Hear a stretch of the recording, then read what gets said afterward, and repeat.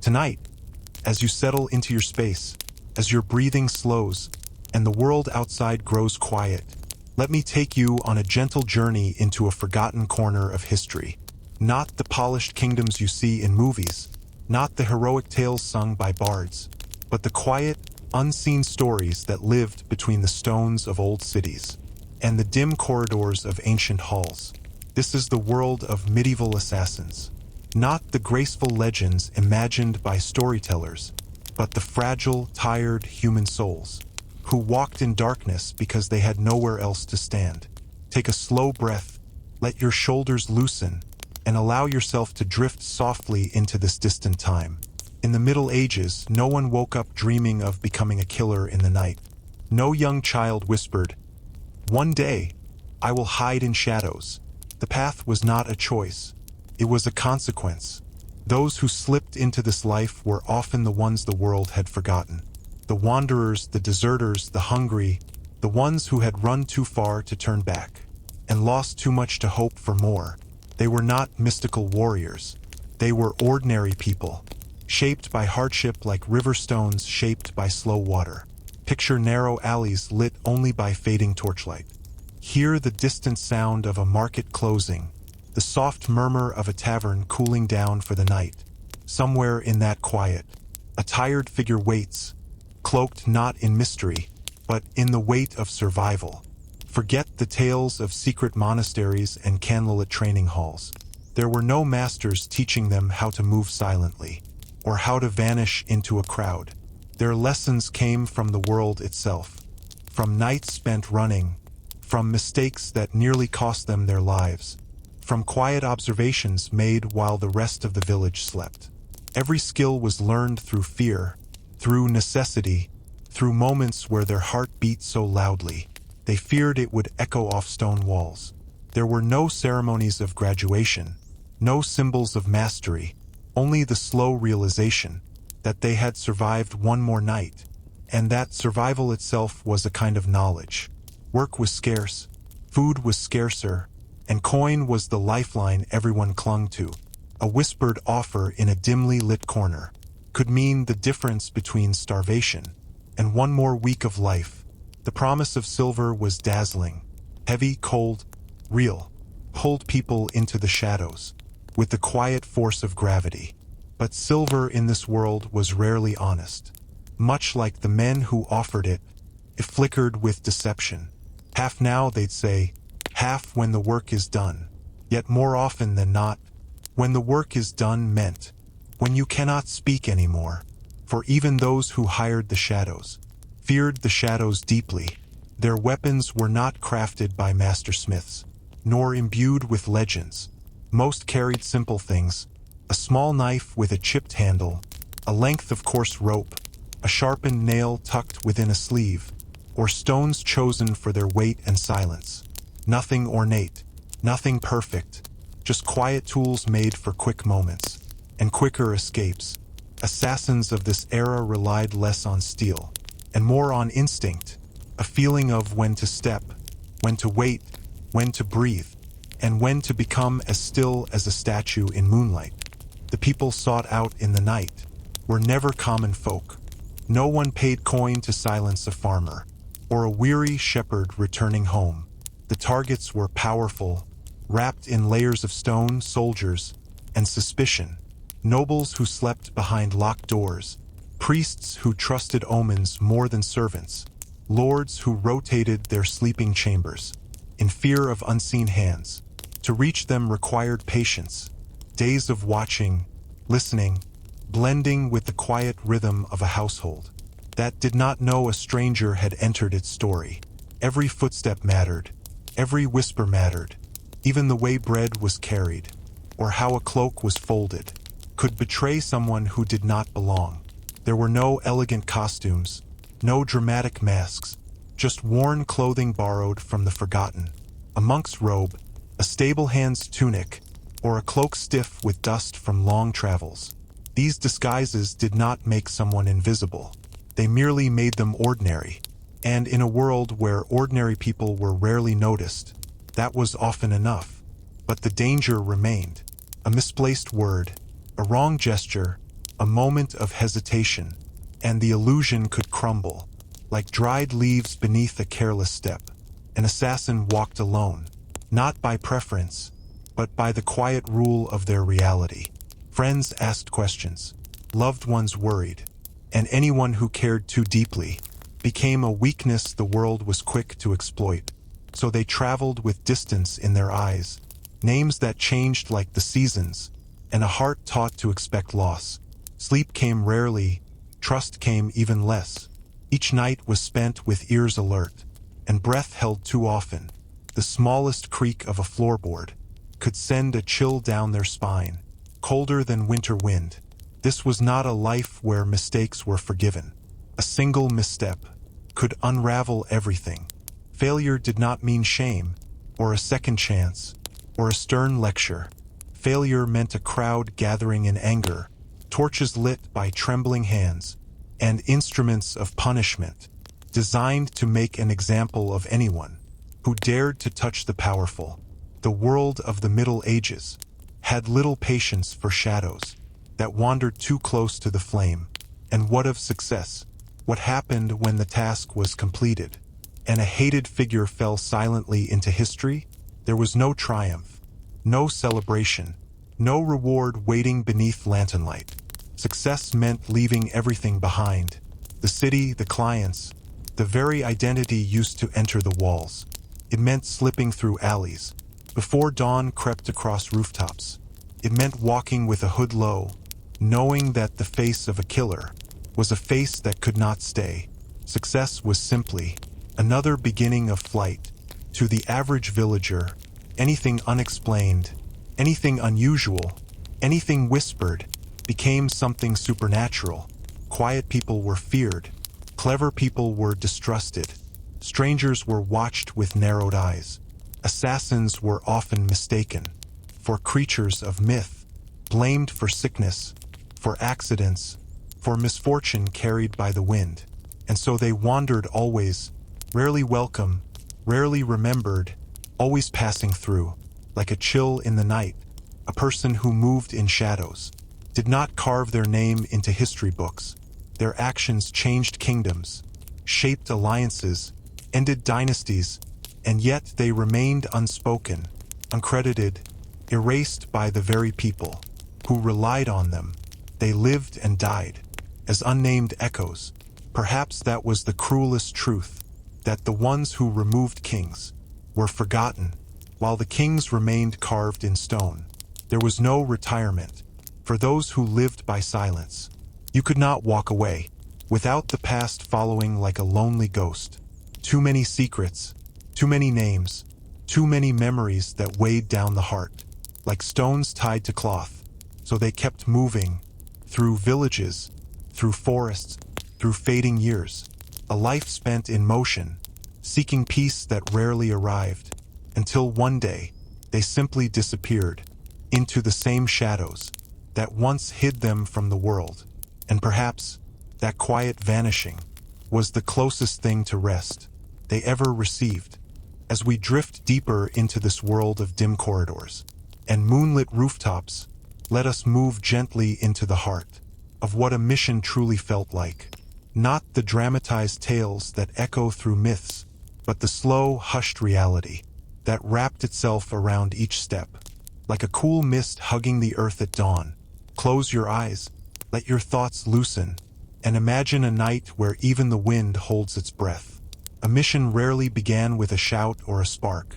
It began with waiting, hours spent motionless, beneath an archway, beside an abandoned fountain, or hidden behind stacked baskets. In the marketplace after closing, the assassin watched, not with the sharp gaze of a predator, but with the patient eyes of someone accustomed to blending into the background of life. The world around them slowed, torches dimmed, footsteps faded, and the night unfurled, like a dark, velvety cloth. In this hush, every movement had weight. Before any hand touched a weapon, before any foot crossed a forbidden threshold, the assassin studied the rhythm of the place they needed to enter. Every household had a pattern. When the bread was baked, when the guards argued, when a servant slipped outside for a moment of fresh air. Some families laughed together at dusk. Others prayed late into the night. Observing these small rituals was essential, not because of their meaning, but because each habit carved a predictable path through an otherwise unpredictable world. If a door always creaked, the assassin knew never to touch it. If a dog barked only at strangers, they found ways to smell, like the workers who lived inside. The mission was not about speed. It was about harmony, finding the quiet spaces between the movements of others and stepping gently into them. When the moment finally came to move, it felt less like decision and more like surrender. A deep breath, a look at the silent street, and then a soft step into the unknown. To outsiders, it may have seemed like courage. To the assassin, it was merely necessity, a motion repeated so many times that fear had softened into a persistent ache, much like an old wound that never quite healed. The world narrowed to darkness, distance, and the steady beat of a heart, trying its best to stay calm. Grand entrances were for noble guests and foolish thieves. Assassins slipped through the edges, the forgotten door, the loose window, the section of wall. No one bothered to mend. Some carried thin pieces of metal to slide into locks. Others relied on small chisels to unsettle wooden frames, just enough to pass through. But most often, the world simply offered an opening to those patient enough to wait for it. A latch worn down by time, a hinge weakened by rust, a gap left by hurried repairs. The night was full of tiny invitations that only the quietest travelers noticed. Inside, the air changed. Homes were filled with stories, the smell of food, the warmth of lantern oil, the faint traces of lives, unfolding behind closed curtains. Walking through such spaces felt like intruding on a dream. One wrong step could wake the entire house. The assassin's movements grew softer, slower, more deliberate than ever. They avoided loose floorboards. By memory, passed under windows, like drifting shadows, and stepped around furniture, with the caution of someone who knew that silence was their single greatest ally. Every object seemed to watch. Every flickering shadow felt alive. And yet the assassin pressed forward, guided not by bravery, but by the knowledge that there was no turning back now. At the heart of every mission was a room, a single space, where the task reached its final shape. Sometimes it was a lavish bedroom, draped with heavy curtains. Other times, a dim office, filled with scrolls and secrets. No matter the decor, the feeling was always the same. Stillness so deep, it felt almost sacred. In this space, the assassin's breathing slowed, until it matched the rhythm of the sleeping world around them. There was no triumph, no thrill, no swelling music, only the soft understanding that one life was about to change forever, perhaps end, perhaps shift the balance of power, grief, or justice. It was a moment heavy with unspoken weight. Despite the stories that would later circulate, assassins did not strike with cold hearts. Many paused, many hesitated, many whispered quiet apologies into the darkness, not because they cared for their target, but because they understood how fragile the world became when one thread was cut. And yet, their hand moved, not by choice, but by the long shadow of promises made and survival demanded. What happened in that chamber was less an act of violence and more an expression of the harsh, unforgiving world that shaped both the assassin and the one who now lay before them. Even the softest strike echoed in the assassin's mind, as if the stone walls could hear everything. A heartbeat skipped, a whisper of panic rose, and then came the realization there was no time to linger. The mission's end was the beginning of danger. For all the patience and stillness that led to this moment, the next breath was about movement, escape, distance. The night, once calm and slow, now seemed fragile, as thin ice beneath rushing feet. Leaving the chamber was always harder than entering. Every sound felt louder, every corner seemed sharper, and yet the assassin slipped. Through the home's veins, like a fading echo, they retraced their path, avoiding every place that might stir awake the sleeping silence. Outside, the night greeted them, like an old companion, cold, familiar, and waiting. Their steps quickened, but never enough to draw attention. They walked the way shadows walked, with purpose, with caution, with the knowledge that dawn would soon arrive and erase the traces of what had happened. By the time the first birds stirred from their nests, the assassin was long gone. The city would awaken to whispers and rumor, to confusion and fear, to stories that grew with each retelling. But the one who caused it all moved on without a trace.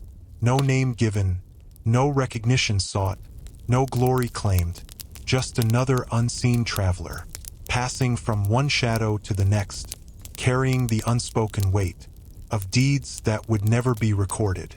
And somewhere far away, under a quiet patch of sky, they would finally rest, eyes half closed, breath steady, waiting for. Now, let us drift even deeper, past the walls of trembling cities, past the chambers where secrets whispered, and into the open world, the endless miles an assassin walked. Once a mission slipped behind them, like a fading memory. These were the roads that carried more footsteps than stories, the paths where travelers saw one another, but never asked names, never asked destinations, never asked what ghosts walked beside them. Tonight we walk those roads, in silence. Slow your breath, relax your chest, and feel yourself wandering through the cool night air of centuries long gone. After a task was done, the assassin rarely stayed in the same city, the same town, or even the same region. Distance was their only shield. They moved under moonlight, wrapped in cloaks, smelling of dust and travel, their boots carrying 1,000 unspoken memories. Roads in those days did not glitter with lanterns. They were rough ribbons of earth, cut through forests, mountains, and valleys, where wolves sang and travelers disappeared without a trace. Each footstep was a reminder that life in the shadows was not measured in years, but in the miles between. One danger and the next. Shelter was a luxury.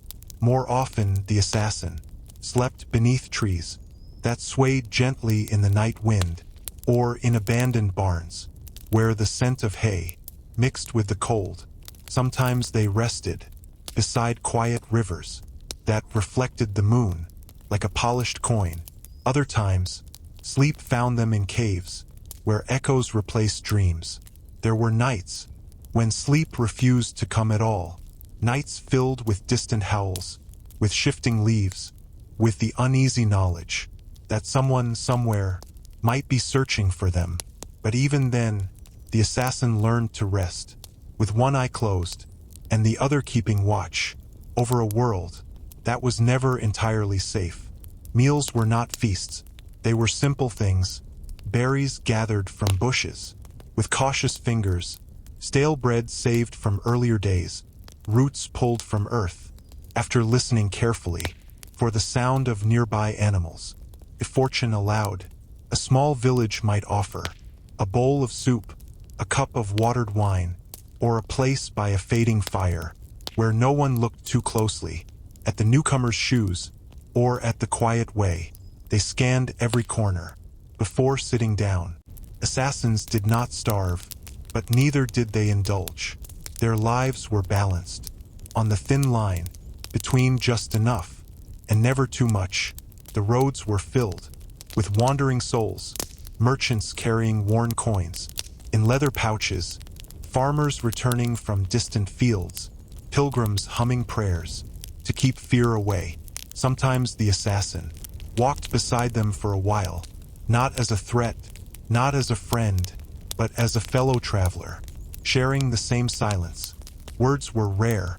A nod at nightfall, a shared drink of water, a moment of recognition that two strangers were simply trying to make it to another sunrise. Once the paths divided, they drifted apart, without farewells, without questions, because in those days, everyone carried secrets, some heavy, some light, and some better left unspoken. From time to time, a village appeared. On the horizon, little clusters of wooden homes, surrounded by fields that glowed soft gold. During early dusk, these villages were worlds of their own. Children chased chickens across muddy paths. Women hung laundry that swayed like flags of peace. Old men carved wood while telling stories that blurred truth and song. For the assassin, these places were shelter and danger woven together. Entering such a place required calm footsteps and quiet eyes. The villagers were not unkind, just wary of anyone whose cloak seemed too heavy. With stories, the assassin bought bread. With whatever coin remained, perhaps rented a corner of a room, and left before dawn to avoid curious gazes. Human warmth was tempting, but temptation was a risk they could not afford.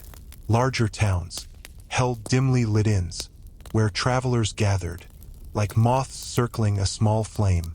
The assassin slipped inside when weather grew harsh, or when exhaustion pressed too firmly on weary bones. These inns smelled of smoke, ale, and old conversations. People argued over dice, sang tunes off-key, and toasted to fortunes they did not yet possess.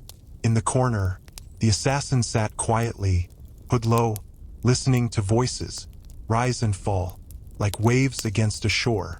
For a brief moment, they felt part of the world, just another traveler, passing through. But the feeling never lasted. As soon as night thinned, they slipped away, before dawn claimed their presence. Though the assassin walked among strangers, fear was a companion they could never outrun. Every rustle in the bushes forced their hand toward a blade. Every unfamiliar silhouette made their heart quicken. Trust was a luxury they could not afford, not with old employers, rival shadows, or authorities who waited eagerly to punish the unseen. Some nights, they imagined footsteps behind them, even when there were none. Other nights, they sensed eyes watching from darkness, whether real or born from exhaustion, they never knew.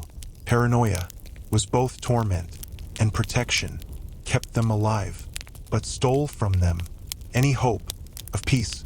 A life without companionship changes a person. Days stretched long, nights stretched longer. The mind, starved of familiar voices, sometimes created echoes of its own.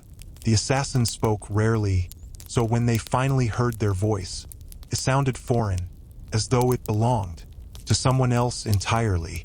Memories softened at their edges, faces faded, names slipped away, like smoke from a dying fire. Loneliness became an uninvited companion, a shadow longer than any cast by the moon. And yet, through all this, the assassin kept moving, not toward a destination, but away from the past that clung to them like a silent phantom. As months turned to years, the assassin watched the world shift in ways they could never join. New rulers rose, old cities crumbled, fashions changed, songs transformed, families grew, children played, new stories emerged. Around every fire, the assassin passed, but history never recorded. The wanderer in the cloak, the figure who paused at the edge of villages before slipping back into the vast unknown. To live in shadows was to witness the world from behind a veil, always present, never belonging. And yet, not all nights were cold. There were rare moments when a stranger offered bread without asking names, or a shepherd shared a blanket beside a fire, or an innkeeper gave a meal for half the usual price. With a knowing smile, These small kindnesses felt like lanterns glowing in an otherwise unlit world. The assassin never forgot them. In the long silence of endless roads, these gentle gestures became quiet memories that warmed the heart during darker moments.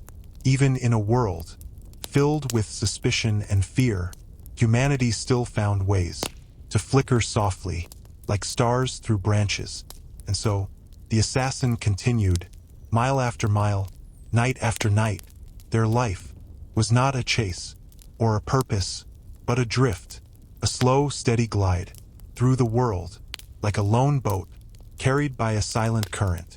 No destination, no home, only movement, only breath, only survival, only the knowledge that tomorrow would look much like today, a stretch of road, a whisper of wind, and the quiet company of shadows.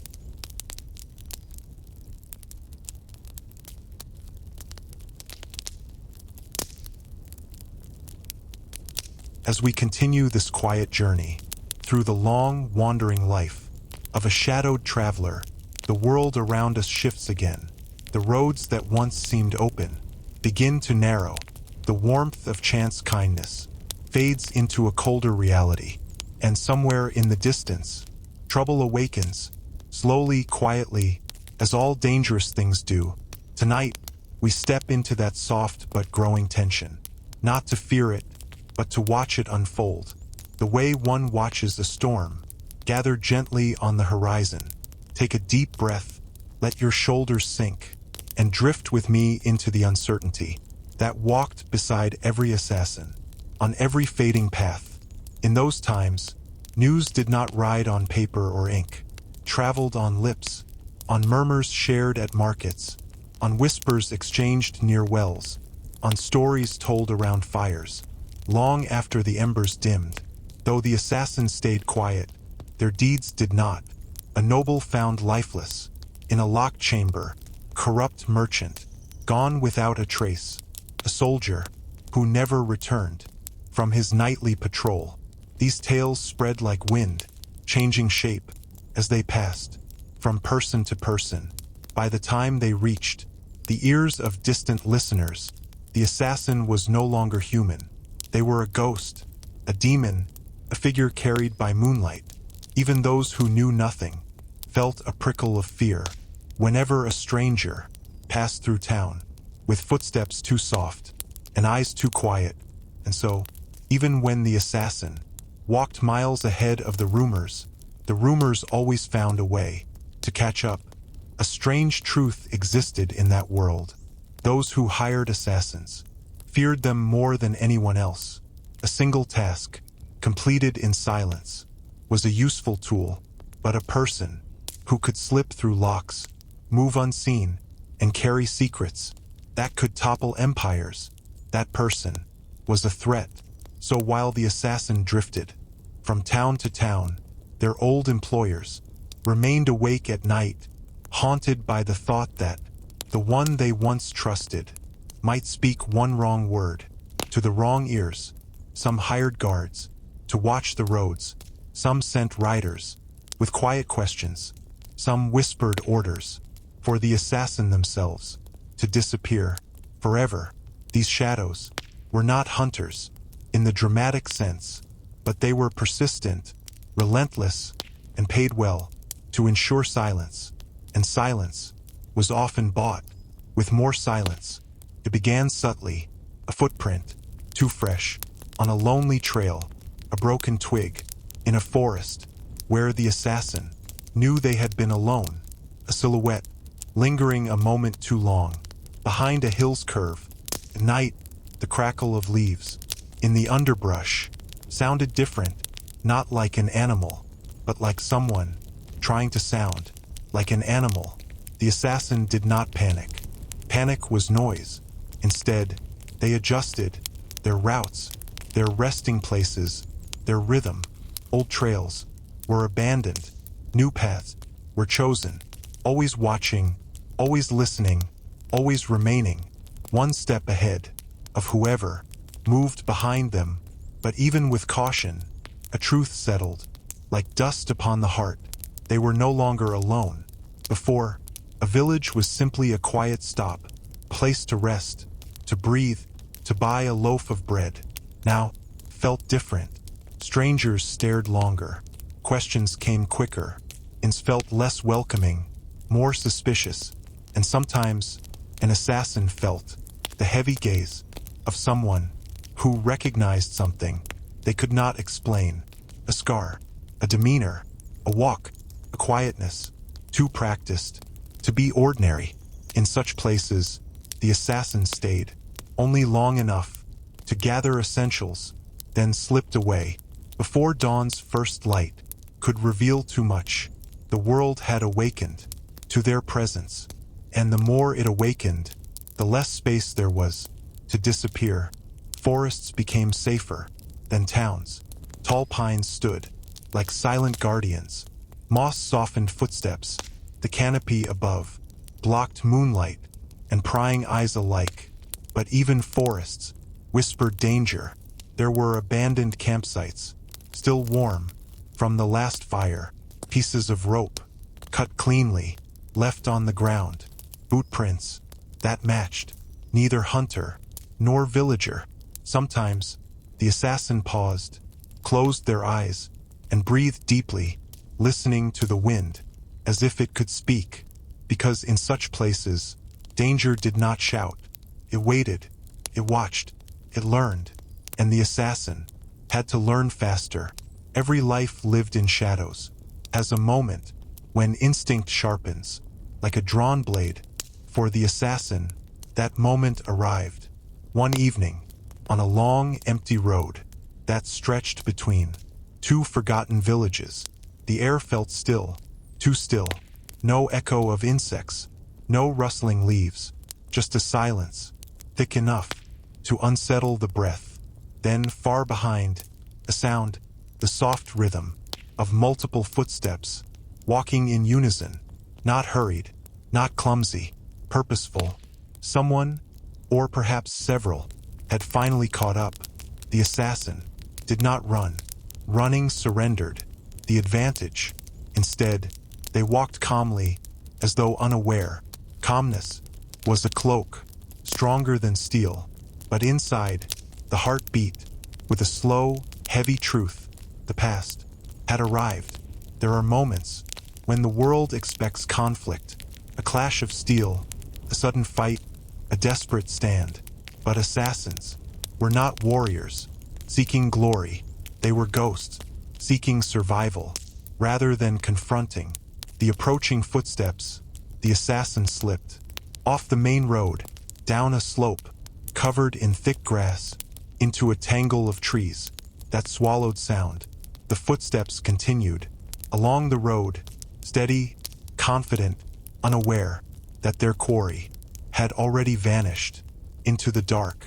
For an hour, the assassin crouched in silence, breathing slowly, listening to the world shift around them. Only when the night felt safe again did they rise and move deeper into the wilderness. It was a small victory, quiet, invisible, uncelebrated, but it kept them alive, and staying alive was their only compass. From that night onward, every heartbeat felt heavier, every choice carried more weight. Danger no longer lived far away. It breathed on the assassin's neck. But even in this tension, even in this uncertainty, the world remained filled with moments of calm, a stream whispering over smooth stones, moonlight dancing on silent fields, the distant call of an owl guarding the night. Life in the shadows was harsh, but even shadows held beauty for those patient enough to notice. And so, the assassin continued, step after quiet step, carrying with them the fragile balance between danger and peace, a balance that could shift with a single moment, a single choice, a single breath. As we drift further into this silent journey, we come to a night heavier than the rest, a night when the threads of fate pull tighter around the assassin's path. For years they had walked alone, For months, danger stalked them from behind. But on this night, the quiet traveler would finally feel the weight of being hunted in full, not with noise, not with chaos, but with a stillness so deep that even the stars seemed to dim. Take a slow breath, allow your chest to soften, and step with me now into a crossroads of shadow and destiny.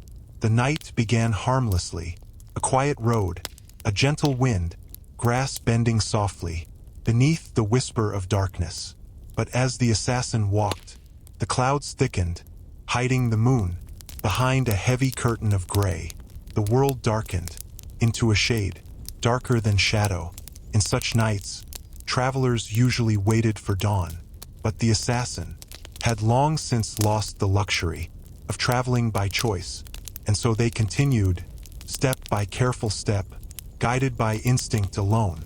Hours passed before the assassin noticed a faint glow on the horizon, a tiny flame flickering, like a heartbeat in the vast dark. Could have been a traveler resting, or a shepherd guarding sheep, or a group of wanderers sharing warmth.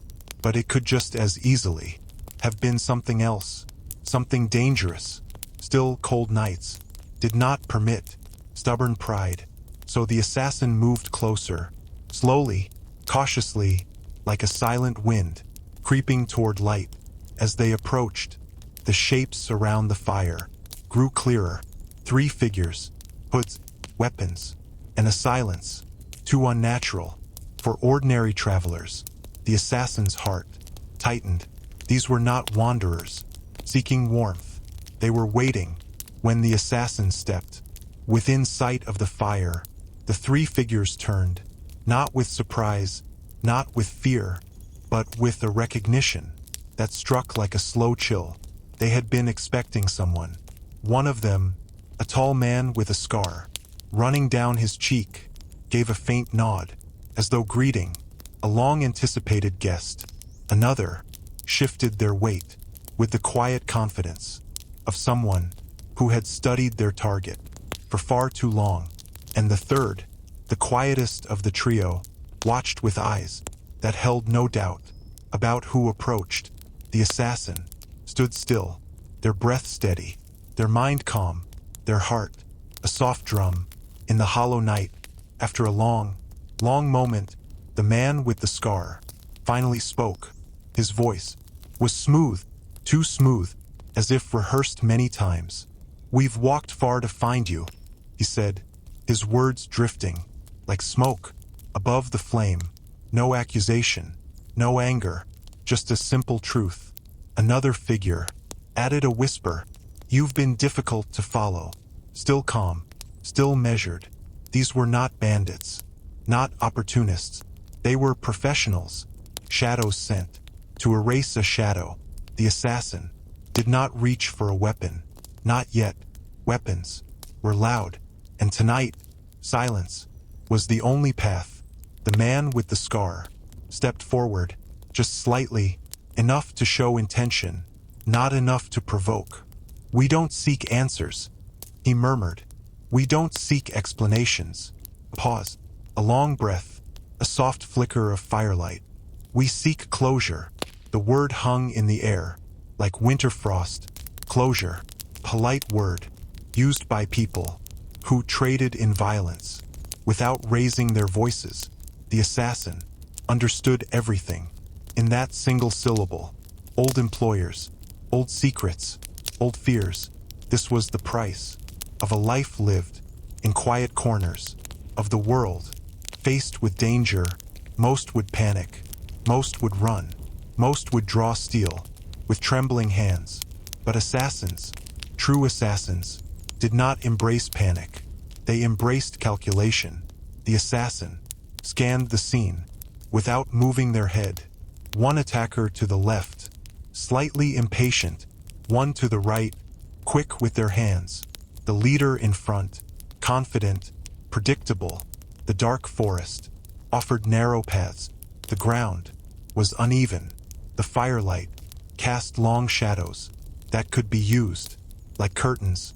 Escape was possible, but survival was not simply escape. Survival required rhythm, timing, softness, and above all, patience. Without a word, the assassin took a single step back.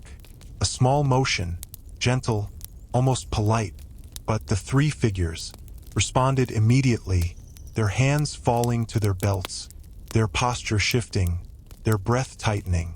It was a dance now, a dance without music, a dance without celebration, just silence, and shadow, and preparation. The assassins spoke quietly, their voice calm as drifting water. "I didn't come here to fight." The leader smiled faintly. "That," he whispered, "is unfortunate. In many stories, violence erupts suddenly, a flash of steel, a shout, a clash. But in real quiet worlds, conflict arrives slowly, like a whisper, turning into a storm." The assassin watched the leader's hand as it twitched, just a little, toward his weapon. Not enough to strike, only enough to threaten. The assassin matched the motion by stepping sideways, letting firelight fall differently across their face. A single shift of shadows, a single breath, held in stillness. And for a moment, just a moment, everyone waited. Three hunters, one hunted, all unsure. Who would become the shadow, and who would become the memory? The assassin did not think of victory, or defeat, or pride. They thought only of the path, the narrow escape, carved silently, through instinct, to fight three, in this darkness, would end the story, before dawn. To run blindly, would lead straight, into waiting blades, but to move quietly, with intention, to step into the darkness, just beyond the fire's reach, to let the night embrace them fully. That was survival.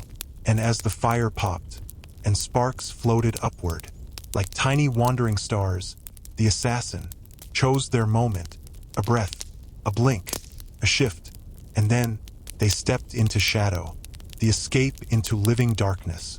When the assassin stepped away from the fire, the night welcomed them like an old friend, cool, silent, and deep enough to hide every secret ever carried through its shadows. The world beyond the glow was not empty.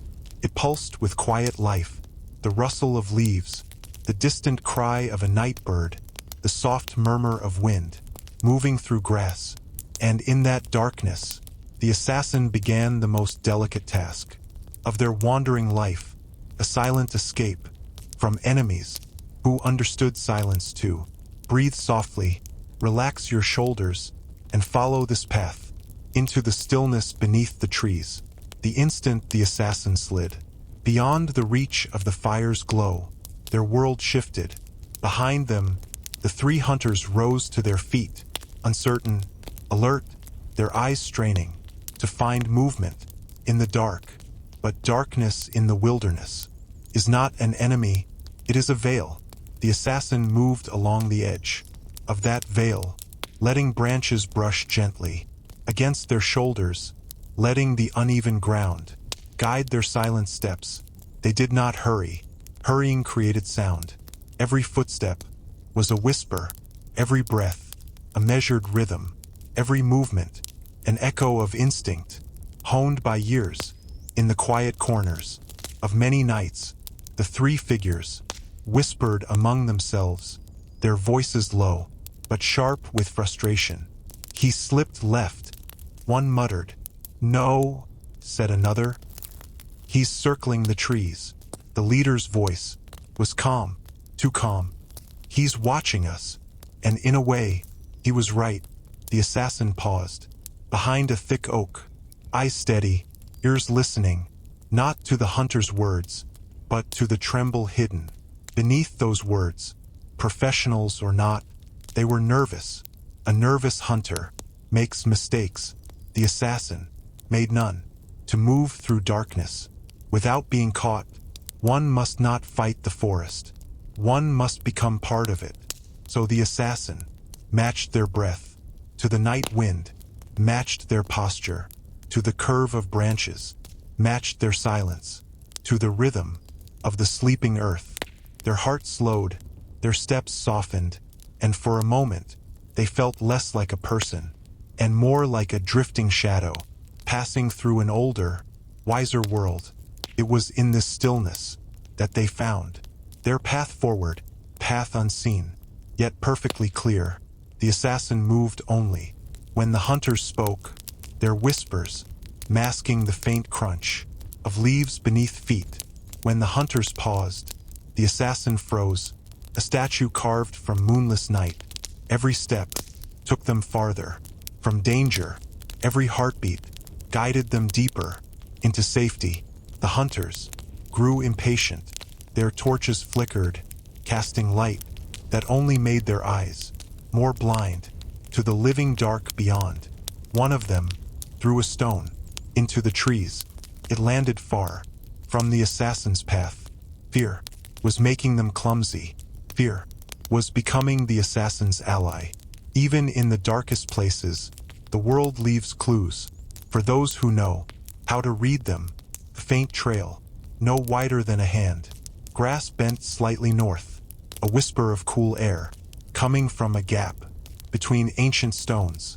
These details were invisible to ordinary travelers, but to someone who lived in shadows, they formed a map. The assassin followed that hidden path, not because it promised safety, but because it offered distance, and distance was survival. After many cautious steps, the assassin stopped and listened. The forest had grown silent again, but this time, it was not the silence of danger.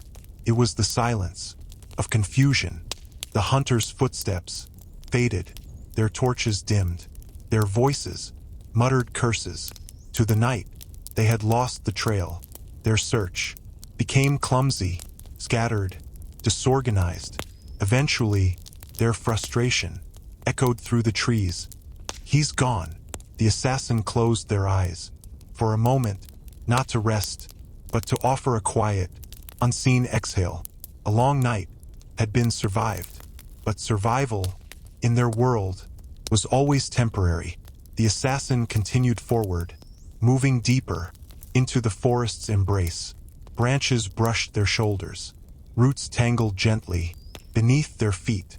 The scent of pine held steady in the air. Though the hunters had given up the chase, the night still carried weight. The assassin knew that one escape did not end danger. It merely postponed it. But postponement was enough. Life in the shadows was not about triumph. It was about extending the road. One night, 1 hour, one breath at a time. Eventually the trees opened into a wide, quiet clearing.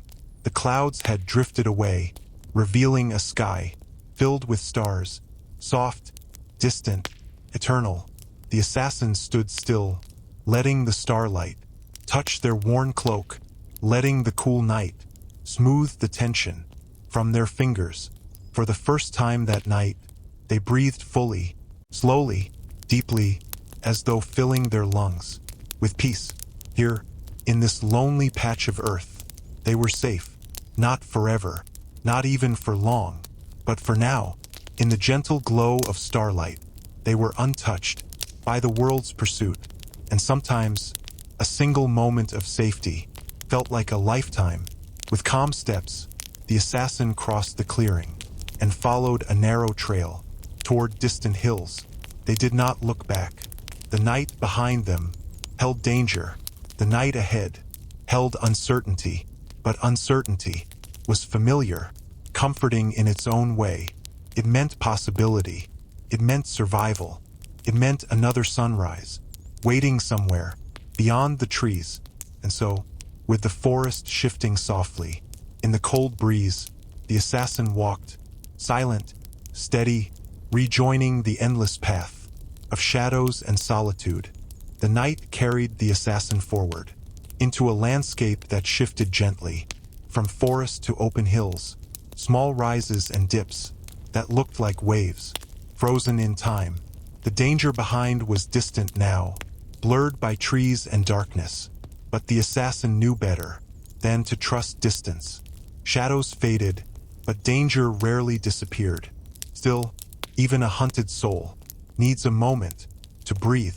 Tonight, that moment waited quietly in a forgotten place, where earth and history met beneath a blanket of silence. Relax your breath, settle your mind, and follow this quiet journey to a shelter shaped by old stones and older stories. Beyond the hills, half hidden beneath vines and creeping brush, stood the remains of an ancient watchtower. The stones were cracked, its roof long collapsed, its doorway tilted slightly, as if bowing to the passing centuries. Long ago, soldiers stood here, keeping watch over narrow mountain paths. Now, only wind kept vigil. Through its hollow windows, the assassin paused, at the edge of the ruins, running gloved fingers over the cool surface of a stone half buried beneath moss. It was shelter, not perfect, not safe, but safer than wandering under open sky. And sometimes, age-old places offered more comfort than any warm inn or crowded village. Inside the crumbling tower, dust floated like drifting stars, caught in faint starlight. The floor was uneven, broken stone, mixed with roots that had clawed their way upward over decades of silence. The air smelled of dampness, earth, and memories too old to ever be retold. The assassin stepped carefully, mindful of loose debris, and moved toward a corner, shielded from the open doorway. There, beneath an arch that had somehow survived time, they lowered themselves onto the cool ground. Their back met stone that had once supported the weight of armored guards. Now it supported the weight of a wandering soul. Most travelers lit fires at night for warmth, for comfort, for protection, but assassins rarely allowed themselves that luxury. Fire was a beacon. Fire was a whisper that said, "Here I am." And yet, inside this ancient tower, the assassin felt warmth. From the stone itself, a warmth held within. From the day's sun, slowly fading, but still present. It wasn't enough to banish cold completely, but it was enough to allow breath to soften, enough to allow exhaustion to settle gently into the bones. Through the tower's empty windows, the assassin could hear the quiet symphony of the night, wind slipping between branches, grass shifting like hushed waves, the distant call of an owl, watching from a high perch. Nothing in these sounds carried danger. No hurried footsteps, no breaking twigs, no voices murmuring in pursuit. The night beyond had returned to its natural rhythm. And so, slowly, cautiously, the assassin allowed their muscles to unclench, allowed their eyelids to grow heavier, allowed themselves to exist, not as a hunted figure, but as a human being, in need of rest. Exhaustion does strange things to the mind. As the assassin sat against the ancient wall, old memories rose, not in vivid scenes, but in soft fragments. A childhood street, bathed in warm sunlight, the smell of bread from a distant bakery, a voice, gentle, forgotten, calling their name. These memories were not painful, not comforting, just distant echoes of a life lived before shadows claimed them. They drifted through the assassin's mind, like leaves floating on a quiet stream, not to haunt, not to disturb, just to remind them that the world had not always been so heavy. As time passed, the assassin felt the familiar ache of long travel, legs trembling from climbing ridges, shoulders stiff from carrying burden, a deep low burn in muscles used far beyond comfort.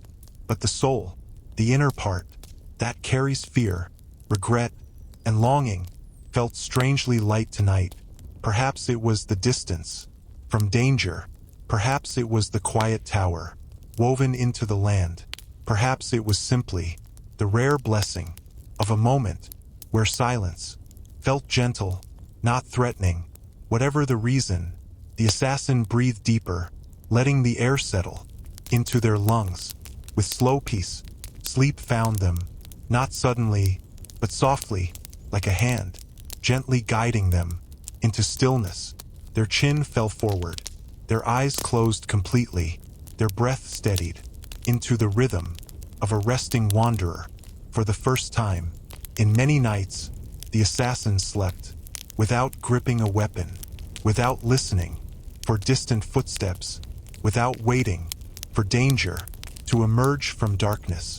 The old tower held them gently, a cradle of stone and shadow, keeping watch in place of the guards who once stood there. And in that quiet shelter, beneath stars that flickered like ancient memories, the assassin rested in safety rare enough to feel otherworldly.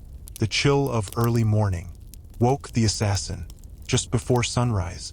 Soft blue light filtered through the cracks in the old tower wall. Birdsong began in distant treetops. The world was returning to life. The assassin rose slowly, stretching limbs that had grown stiff from rest on hard stone. There was no promise in the new day, no guarantee of safety, but there was clarity, calmness, a sense of renewal that came gently from the night's quiet reprieve.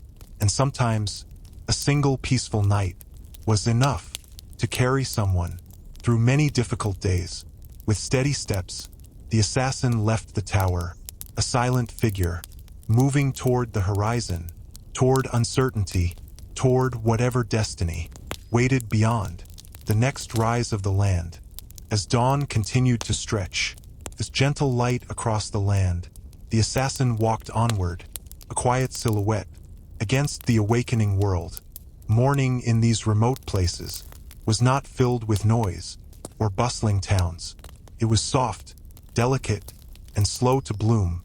Mist clung to the earth, draping the hills in a quiet veil. Dew sparkled faintly along blades of grass, as though tiny stars had fallen from the sky and settled there to rest. The assassin walked through it all, without hurry, without fear, without destination. Only the road awaited, stretching ahead, like a whispered path through time itself. Settle your breath, let your mind drift, and follow now into this morning of wandering peace. Some fear solitude, others despise it. But for the assassin, solitude was a companion, not warm, not affectionate, but steady. In solitude, there were no questions, no prying eyes, no risks born from simple conversation. Only space, space to breathe, space to listen to the thoughts that rose and fell like tide water. And so the assassin walked, as though accompanied by an invisible guardian, presence built from quiet roads, soft skies, and the gentle silence of a world waking slowly. By midday, the landscape shifted again. Small wooden fences appeared, marking grazing lands for sheep that looked like white clouds moving across green fields. Thin trails of smoke rose from distant cottages, too far to reveal faces, yet close enough to remind the assassin that humanity still pulsed in these lands. Village roofs peeked through tree lines like timid children watching someone pass, unsure whether to wave or stay hidden. The assassin did not approach. Some distances were better left intact. As the path winded downward, a small stone bridge appeared across a narrow river. The water beneath was clear enough to reflect the sky, a moving mirror that shimmered with ripples of sunlight. The assassin stopped in the middle of the bridge, leaning slightly over its worn stones. For a moment, they watched the river flow slowly beneath. Something about the movement was calming, as if the water itself carried away the memories of the night before. Old stress drifted downstream, tension loosened in the shoulders, breathing deepened with quiet ease. Not all healing required comfort or warmth. Sometimes flowing water was enough. Crossing the bridge, the assassin stepped onto a path lined with tall reeds, dancing gently in the morning breeze. Their footsteps left no obvious marks, not because they tried to hide, but because years of silence had become part of the way they moved. For anyone following, the trail would appear broken, incomplete, misleading, and perhaps that was a blessing, a natural defense, earned through years of living between footsteps and shadows. Far along the path, as the sun warmed the world into soft gold, the assassin saw someone approaching in the distance. A traveler, older, carrying a heavy sack, leaning on a sturdy walking stick. Not a threat, just a tired soul, moving at the rhythm of age. The assassin slowed, instinctively, not out of fear, but caution. When the two finally met, near a bend in the road, the old traveler lifted his head and offered a small, unassuming smile. "Morning," he murmured, as though greeting a gentle breeze. The assassin nodded quietly. No names exchanged, no questions asked, just a moment of human presence, shared without expectation. The stranger passed, and the road continued. Sometimes, the briefest encounters were the easiest to carry. By afternoon, the path opened into a wide meadow where a single tree stood, massive, ancient, its branches twisting upward like arms reaching for the sky. The assassin approached it slowly, drawn by its presence. Carvings etched the bark, initials, symbols, old marks left by travelers over many decades. Some carvings were deep and bold, others faint and nearly erased by weather and time. The assassin rested a palm against the wood, feeling echoes of countless lives that had paused here, just as they were doing now. For a long moment, they closed their eyes, listening to the soft murmur of leaves overhead. It felt as though the tree was whispering stories, not through words, but through the subtle language of memory and presence. And in that whisper, the assassin felt unexpected comfort. Beneath the tree's shade, the assassin sat on a patch of cool grass. There was no rush, no danger near, no urgency carved into the air. This rare peace allowed thoughts to rise gently, thoughts about roads taken, paths avoided, names forgotten, futures uncertain. Not painful thoughts, not heavy ones, simply reflections, soft reminders that even a life lived in perpetual motion held space for quiet moments where nothing had to be decided, where existence itself was enough. As clouds drifted overhead, like drifting sheep, the assassin opened their eyes to watch shadows move across the meadow. The world changed so quietly sometimes that a person could spend hours simply watching light paint the landscape in different shades. And in that gentle shifting of light and earth, the assassin felt a truth settle softly. It was possible to keep walking, not just out of necessity, but out of choice, out of a strange, quiet desire to keep seeing what the world would reveal when left undisturbed. Eventually, the assassin rose from beneath the old tree. Their body felt lighter, their mind more quiet, their steps less burdened. They tightened their cloak, adjusted the weight on their shoulders, and began to walk again, not with urgency, but with calm intention. The road ahead was neither safe nor dangerous. It simply existed, and step by step, the assassin followed it, a silent figure, moving through a world that seemed, for once, willing to let them pass, without fear or pursuit. The wanderer and the whispering road. As dawn continued to stretch, this gentle light across the land, the assassin walked onward, a quiet silhouette, against the awakening world. Morning in these remote places was not filled with noise or bustling towns. It was soft, delicate, and slow to bloom. Mist clung to the earth, draping the hills. In a quiet veil, dew sparkled faintly along blades of grass, as though tiny stars had fallen from the sky and settled there to rest. The assassin walked through it all, without hurry, without fear, without destination. Only the road awaited, stretching ahead, like a whispered path, through time itself. Settle your breath, let your mind drift, and follow now, into this morning of wandering peace.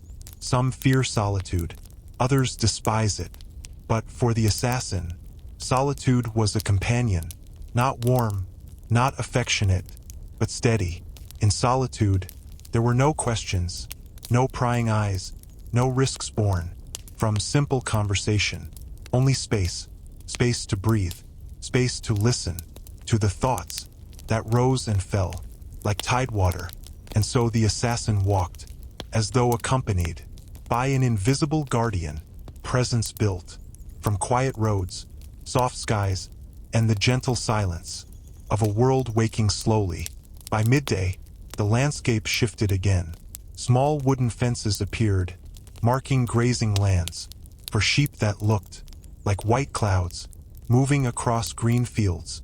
Thin trails of smoke rose from distant cottages, too far to reveal faces, yet close enough to remind the assassin that humanity still pulsed in these lands.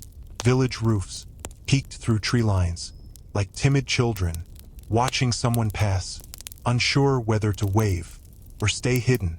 The assassin did not approach. Some distances were better left intact. As the path winded downward, a small stone bridge appeared across a narrow river. The water beneath was clear enough to reflect the sky, a moving mirror that shimmered with ripples of sunlight. The assassin stopped in the middle of the bridge, leaning slightly over its worn stones. For a moment, they watched the river flow slowly beneath. Something about the movement was calming, as if the water itself carried away the memories of the night before. Old stress drifted downstream, tension loosened in the shoulders, breathing deepened with quiet ease. Not all healing required comfort or warmth. Sometimes, flowing water was enough. Crossing the bridge, the assassin stepped onto a path lined with tall reeds, dancing gently in the morning breeze. Their footsteps left no obvious marks, not because they tried to hide, but because years of silence had become part of the way they moved. For anyone following, the trail would appear broken, incomplete, misleading, and perhaps that was a blessing, a natural defense, earned through years of living between footsteps and shadows. Far along the path, as the sun warmed the world into soft gold, the assassin saw someone approaching in the distance. A traveler, older, carrying a heavy sack, leaning on a sturdy walking stick. Not a threat, just a tired soul, moving at the rhythm of age. The assassin slowed, instinctively, not out of fear, but caution. When the two finally met, near a bend in the road, the old traveler lifted his head and offered a small, unassuming smile. "Morning," he murmured, as though greeting a gentle breeze. The assassin nodded quietly. No names exchanged, no questions asked, just a moment of human presence, shared without expectation. The stranger passed, and the road continued. Sometimes, the briefest encounters were the easiest to carry. By afternoon, the path opened into a wide meadow where a single tree stood, massive, ancient, its branches twisting upward like arms reaching for the sky. The assassin approached it slowly, drawn by its presence. Carvings etched the bark, initials, symbols, old marks left by travelers over many decades. Some carvings were deep and bold, others faint and nearly erased by weather and time. The assassin rested a palm against the wood, feeling echoes of countless lives that had paused here, just as they were doing now. For a long moment, they closed their eyes, listening to the soft murmur of leaves overhead. It felt as though the tree was whispering stories, not through words, but through the subtle language of memory and presence. And in that whisper, the assassin felt unexpected comfort. Beneath the tree's shade, the assassin sat on a patch of cool grass. There was no rush, no danger near, no urgency carved into the air. This rare peace allowed thoughts to rise gently, thoughts about roads taken, paths avoided, names forgotten, futures uncertain. Not painful thoughts, not heavy ones, simply reflections, soft reminders that even a life lived in perpetual motion held space for quiet moments where nothing had to be decided, where existence itself was enough. As clouds drifted overhead, like drifting sheep, the assassin opened their eyes to watch shadows move across the meadow. The world changed so quietly sometimes that a person could spend hours simply watching light paint the landscape in different shades. And in that gentle shifting of light and earth, the assassin felt a truth settle softly. It was possible to keep walking, not just out of necessity, but out of choice, out of a strange, quiet desire to keep seeing what the world would reveal when left undisturbed. Eventually, the assassin rose from beneath the old tree. Their body felt lighter, their mind more quiet, their steps less burdened. They tightened their cloak, adjusted the weight on their shoulders, and began to walk again, not with urgency, but with calm intention. The road ahead was neither safe nor dangerous. It simply existed, and step by step, the assassin followed it, a silent figure, moving through a world that seemed, for once, willing to let them pass, without fear or pursuit. As the assassin continued their quiet journey, the landscape shifted once more. The meadow faded behind them, replaced by rolling hills that rose gently like the slow breath of a sleeping giant. The air grew warmer, the wind softer, birdsong drifted lazily through scattered pockets of trees, and somewhere ahead, just beyond a low ridge, the faintest hint of smoke lifted into the sky, thin, curling, almost shy. It was the kind of smoke made not by danger, but by cooking fires and morning chores. A village waited ahead, small, quiet, tucked into the folds of the hills, like a forgotten story. Breathe calmly, settle your thoughts, and follow the assassin as they approach this place of gentle simplicity. When the assassin crossed the final hill, the village appeared beneath, a scattering of wooden homes, their roofs curved slightly with age and weather. Fields surrounded the houses, filled with wheat swaying in soft afternoon breeze. A few goats wandered lazily near a broken fence. Children chased each other along dirt paths with carefree laughter that echoed across the valley. The assassin paused. There was no fear in this place, no suspicion, no tension, just life, simple, unhurried, untouched by the shadows that followed travelers from city to city. For a moment, the assassin felt as if they had stepped out of their own story and into someone else's dream. As they walked down the slope, villagers noticed the stranger, not with alarm, not with hostility, but with curiosity. A few nodded politely, others whispered to each other with soft smiles. The assassin kept their posture relaxed, cloak wrapped loosely, hands visible, so no one would worry. In a place like this, danger was not a familiar guest. People did not jump at the sight of shadows. They did not measure strangers by the weight of their footsteps. For the first time in a long while, the assassin felt no need to hide or disappear. Near the center of the village, a carpenter sat outside his workshop, a sturdy older man with strong hands and warm eyes. He looked up, as the assassin passed. "Long road behind you?" he asked gently, as though he could sense the miles woven into the stranger's cloak. The assassin offered a small nod. The carpenter smiled, gesturing toward a bench. "Sit a moment. Rest your legs." It was an invitation, without expectation. The assassin hesitated, not out of fear, but out of unfamiliarity. Moments like these rarely appeared in the life of someone living between shadows. Still, they accepted, and for a short while, they sat in silence beside the old carpenter as he smoothed a piece of wood with slow, practiced strokes. The quiet was comfortable. Nearby, a woman tending an oven pulled out a fresh loaf of bread, steam rising from its golden surface. She noticed the traveler, and without a word, broke a piece and handed it over. Warm, soft, lightly sweet. The assassin accepted it, surprised by how unfamiliar simple gratitude felt. The woman only smiled and returned to her work.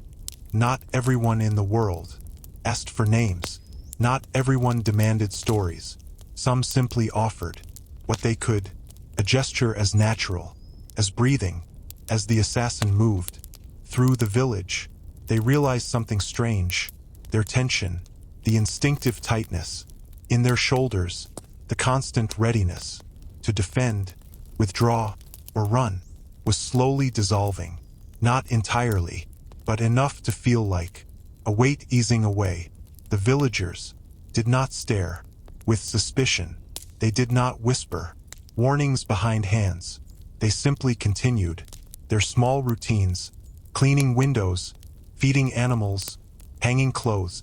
In the afternoon sun, here, the assassin was not a threat, not a rumor, not a shadow, just another traveler passing through. And that quiet acceptance began to feel like a balm. At the far end of the village stood a small house with a faded sign that read "Traveler's Rest." It was not an inn, not officially, just a spare room kept by an elderly couple for wanderers who needed shelter. The woman, with soft eyes and silver hair, opened the door gently. "Stay," she said simply. "No cost, just rest." The assassin bowed slightly, a gesture of gratitude they rarely used. Inside, the room was small, smelling faintly of herbs, and old wood, a single bed, a narrow table, and a window that opened to the hills. It was more comfort than the assassin had seen. In weeks, they set their pack down, removed their worn cloak, and let their body sink onto the bed. For the first time, in what felt like ages, they felt safe. Inside walls, safe enough to loosen their breath, safe enough to soften their thoughts, safe enough to almost forget the dangers behind them. As darkness settled over the valley, the village glowed softly, with oil lamps and warm fires. The assassin watched from the window, children being called indoors, dogs curling up near porches, and neighbors exchanging gentle goodnights. It was a world the assassin had observed from a distance for so long, a world where people slept without fear, a world where footsteps did not need to be silent, where hearts did not need to race with every shift of wind. And though they stood outside that peace, tonight it felt close enough to touch. When the assassin finally closed their eyes, sleep came easily, soft, quiet, without the shadows that usually crept into their mind. The bed was warm, the walls kept the night wind away. For once, they did not sleep with a hand on a weapon. No danger approached, no nightmares stirred, just the steady rhythm of a village peace, a rhythm that lulled the assassin into the deepest rest they had felt in years. Morning sunlight crept gently into the small room, not sudden, not harsh, but warm and steady, like a soft hand resting on the shoulder. The assassin woke slowly, blinking against the golden glow. that filled the quiet space. For a moment, they did not remember where they were. No forest canopy above, no cold stone floor, no sense of danger, waiting just beyond. The next breath, only warmth, only stillness, only the faint murmur of villagers beginning their day. It was a strange feeling, a peaceful confusion, the kind of morning that felt too gentle to be real. Take a slow breath, let the calm settle, and enter this new dawn with quiet footsteps. From the main room, the scent of warm porridge and fresh herbs drifted toward the bed. The elderly woman, the caretaker of this humble home, moved slowly between pots and jars, humming a tune so soft it blended perfectly with the morning light. When the assassin entered, she smiled, a smile free of suspicion or question. "Sleep well?" she asked, as though asking a traveler on the gentlest of journeys. The assassin nodded, accepting the bowl of food, offered with simple warmth. They ate in silence, not an awkward silence, but one wrapped in comfort and acceptance. Some homes did not need words to feel welcoming. The assassin rarely lingered. In one place, staying still felt like inviting danger, inviting memories, inviting the past to catch up.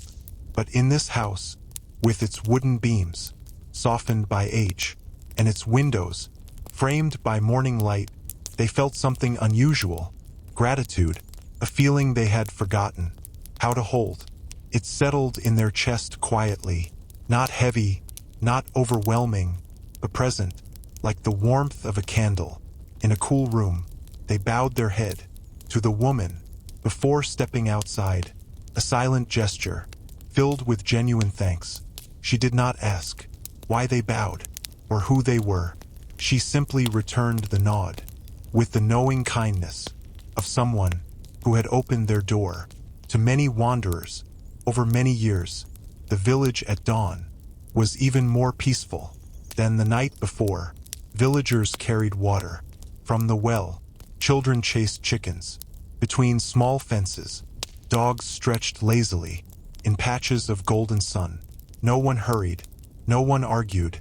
Life moved at the rhythm of gentle mornings and old routines.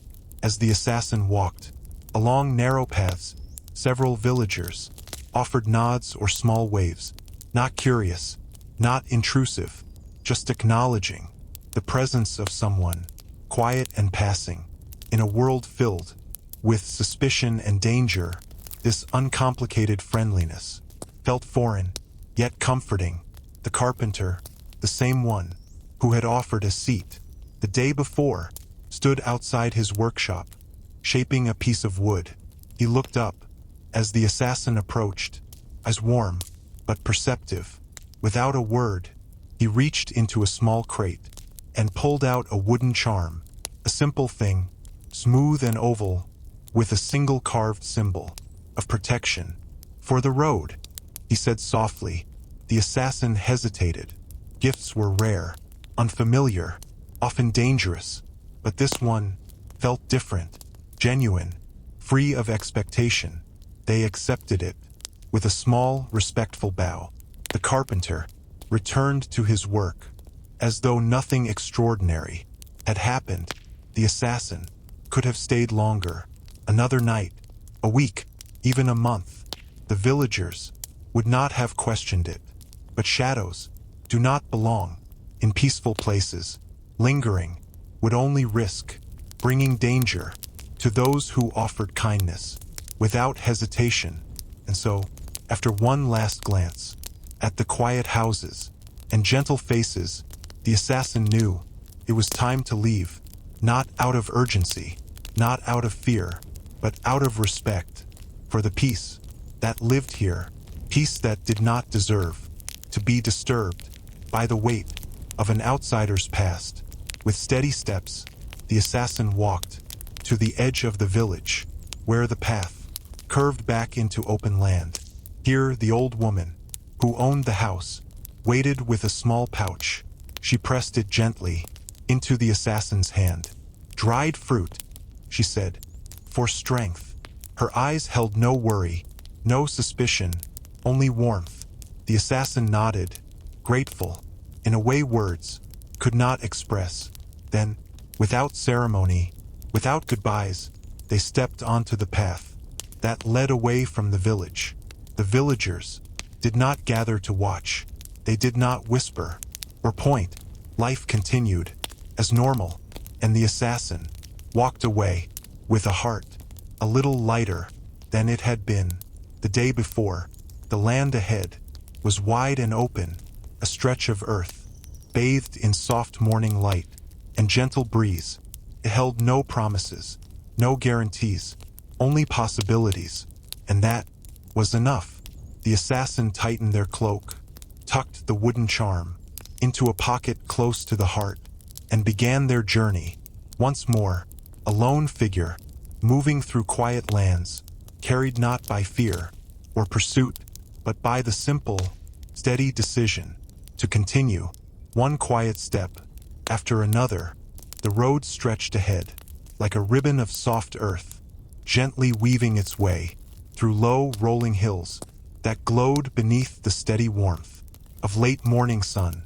The assassin walked quietly, not out of caution now, but out of respect for the silence that lived here. There were places in the world where noise felt wrong, where voices seemed too sharp, too heavy. This land was one of those places. Even the breeze seemed to move softly, as though careful not to disturb the quiet beauty of the hills.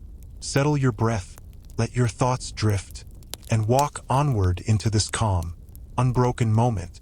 Above, the sky was clear, a wide, gentle expanse, a pale blue, with soft, feathered clouds drifting slowly across it.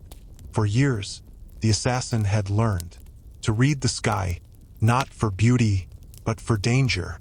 A sudden storm, smoke from distant fires, birds fleeing a disturbance.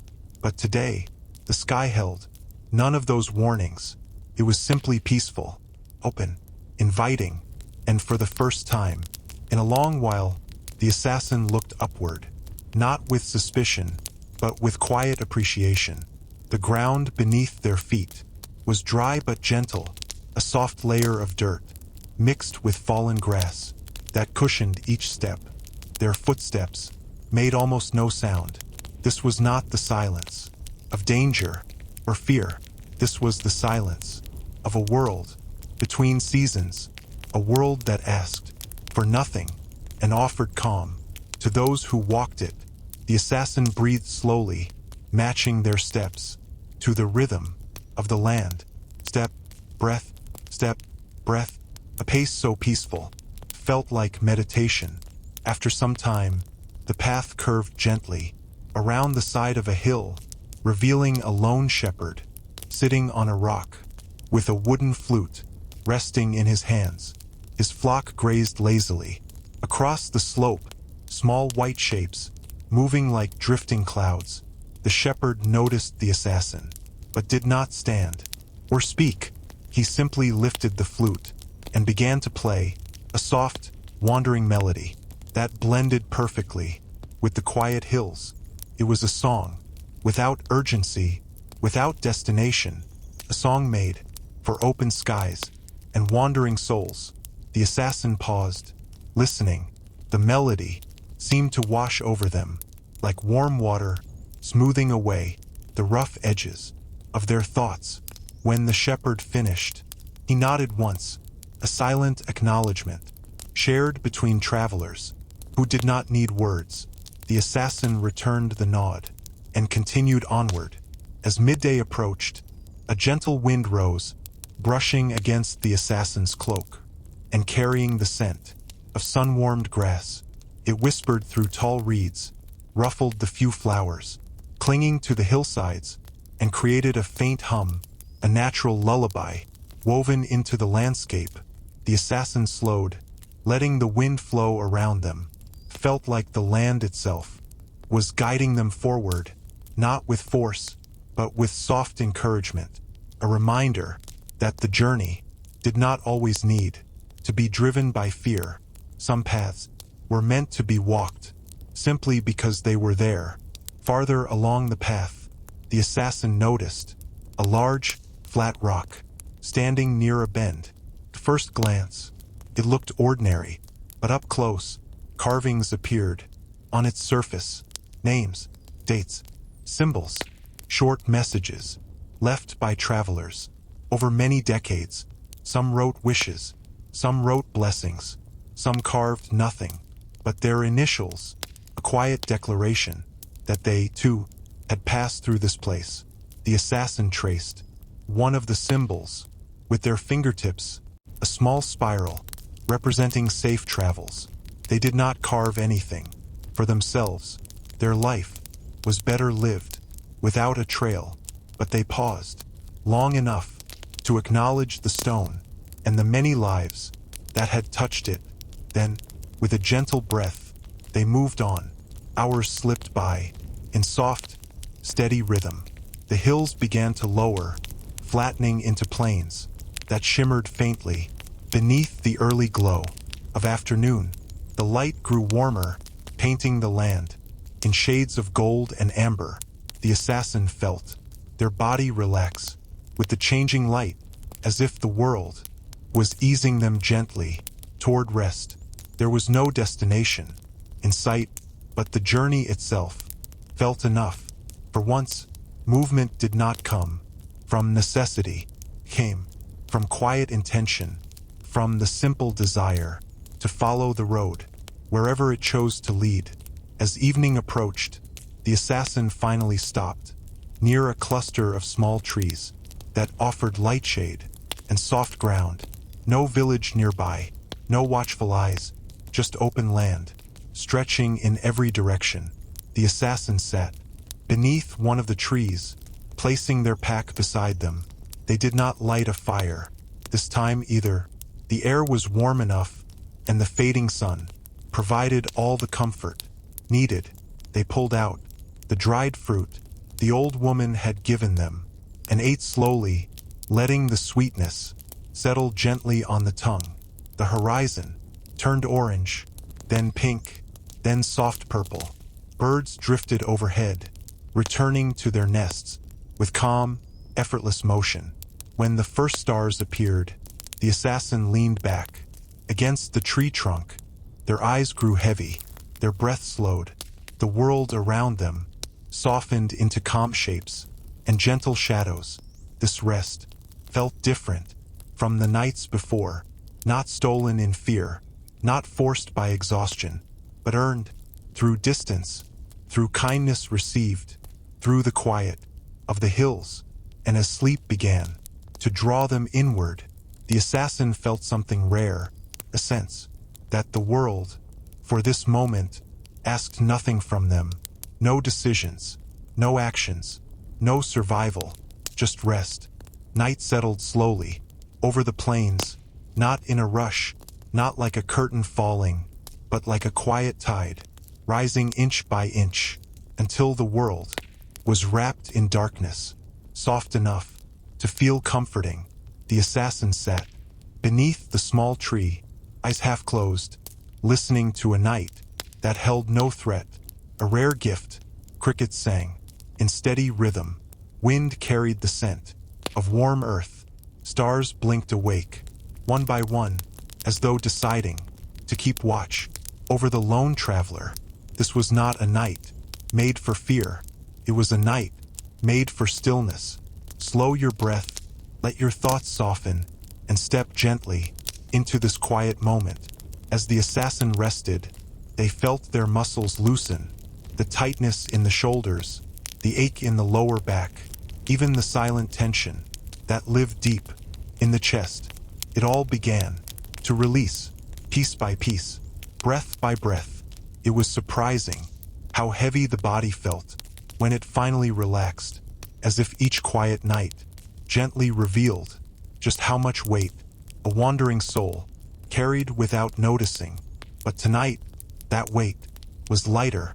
The earth felt soft, the breeze calm, the stars steady, and for the first time in many days, the assassin allowed their body to fully sink into rest.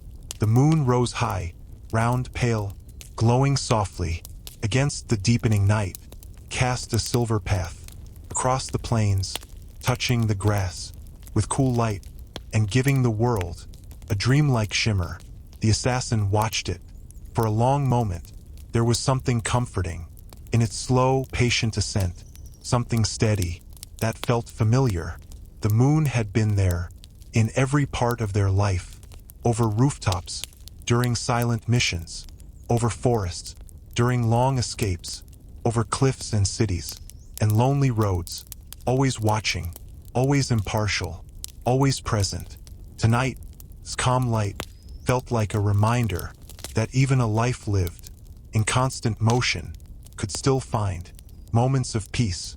As sleep gently approached, a thought came to the assassin, fragile, quiet, almost shy. What if life could be more than running, more than shadows, more than survival? Not a dream, not a wish, just a soft question, carried on the wind. They didn't answer it. Not now, not tonight. Some questions were meant only to be heard, not solved, and the assassin let the thought drift into the night air, like a leaf floating on still water. Small creatures moved through the grass, soft rustles, light footsteps, nothing threatening. A rabbit emerged briefly, its nose twitching, as it studied the resting figure. Satisfied that no danger lingered, it hopped away into the tall grass. An owl passed overhead, silent as drifting smoke, searching the land below with calm amber eyes. The assassin did not reach for weapons, did not brace for danger. Nature itself was at ease, and in that ease, the assassin found a rare invitation to simply exist. The night grew deeper, and shadows stretched long over the plains. But these shadows were gentle, shadows cast by grass, by distant hills, by clouds drifting in front of the moon. Not the shadows the assassin had learned to fear, the shadows that hid blades, whispers, betrayal. These shadows were part of the land, natural, calm, unconcerned with the troubles of wandering souls. And surrounded by them, the assassin felt something close to safety, not the absolute safety of locked doors or guarded walls, but a quiet safety given freely by the open world. The assassin laid back, hands resting loosely on their chest, eyes tracking the slow dance of stars above. Their thoughts drifted, not to the past, not to faces or places that carried pain, but to the present. The warm air, the soft ground, the night sky spread like a vast, peaceful canvas. No pursuit, no danger, no noise, just breath, wind, and stillness. Sleep began to take hold, slowly, comfortably, like a tide, pulling gently at the edges of the mind. Finally, the assassin allowed their eyes to close completely. Their breathing steadied into a calm, almost imperceptible rhythm. Above them, the stars shimmered in their endless watch. The plains rested, the night held its breath, and the assassin slipped into sleep, not quickly, not sharply, but like a feather falling through warm air. Peaceful sleep, a gentle sleep, a sleep earned through quiet miles and unexpected kindness. Tonight, no dreams came, only rest, soft, deep, and healing. As the assassin walked farther east, the land slowly began to change. The open plains narrowed, the tall grasses softened, and the earth rose gently into the beginning of a forest. Not a dark, tangled wilderness, but a peaceful woodland, where sunlight filtered through leaves in soft, golden beams. The first trees stood tall and thin, their branches swaying lightly, as if greeting the lone traveler. The assassin paused at the forest's edge, feeling the shift around them, a change in temperature, in scent, in sound. The air grew cooler, the breeze quieter, the world more intimate. Take a slow breath, let your thoughts ease, and step with the assassin into this gentle, waiting forest. Inside the woodland, the light dimmed softly, not darkness, but the calm shade, created by hundreds of delicate leaves. Overhead, sunbeams slipped through, in thin golden threads, painting the forest floor, with shifting patterns that moved slowly. With the wind, the assassin walked beneath this soft canopy, listening to the quiet hush that lived among the trees. Each footstep landed on a carpet of moss, so thick and cool, felt like walking on soft clouds. No crackling branches, no harsh sounds, only silence, calm and welcoming. The forest held a narrow, winding trail, almost invisible, but still present. For those who looked carefully, it wasn't carved. By those who sought to conquer the land, it wasn't built for trade or travel. It was a path shaped by quiet footsteps over many years. Wanderers, shepherds, traveling monks, restless souls who found peace beneath the trees. The assassin followed it, not because of necessity, but because their heart felt gently pulled toward it. Sometimes, the quietest paths were the ones that healed the most. Farther in, the forest filled with distant birdsong, not loud, not sudden, but soft melodies that echoed faintly between trunks of old trees. Some notes were high and delicate, others were low and steady. The assassin listened carefully, allowing the gentle chorus to wash over their mind. It was a music that did not ask for attention, yet offered comfort to anyone who paused long enough to hear it. A natural lullaby woven into the branches. Near a bend in the trail, a large tree lay fallen, its trunk covered in layers of velvety green moss. It must have been here for many years, slowly returning to the earth that raised it. The assassin placed a hand on the soft moss, feeling the cool moisture that lived beneath the surface. Nature never hurried, not in its growth, not in its decay. Everything moved in its own quiet rhythm. The assassin closed their eyes briefly, matching their own breath to that slow, patient rhythm. Inhalation, exhalation, a moment of grounding beneath the whispering trees. Soon the path led to a small, hidden stream, its water clear and shallow, trickling gently between exposed tree roots like liquid silver. The sound was soft and steady, a perfect counterpoint to the hush of the forest. The assassin knelt, cupping cool water into their hands. Tasted clean, fresh, alive, a simple drink, yet it brought a sense of renewal that reached deeper than the body. Water had a way of washing not just the throat, but the spirit. The assassin lingered there, listening to the gentle trickle, as if it whispered comforting secrets from long ago. Beyond the stream, the woods opened into a quiet clearing, a soft circle of grass, surrounded by tall trees that curved inward like guardians. Sunlight poured gently into the open space, warming the center, while shadows gathered softly around the edges.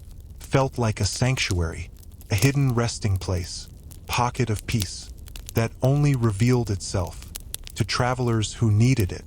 The assassin stepped in slowly, feeling a sense of calm settle over their shoulders.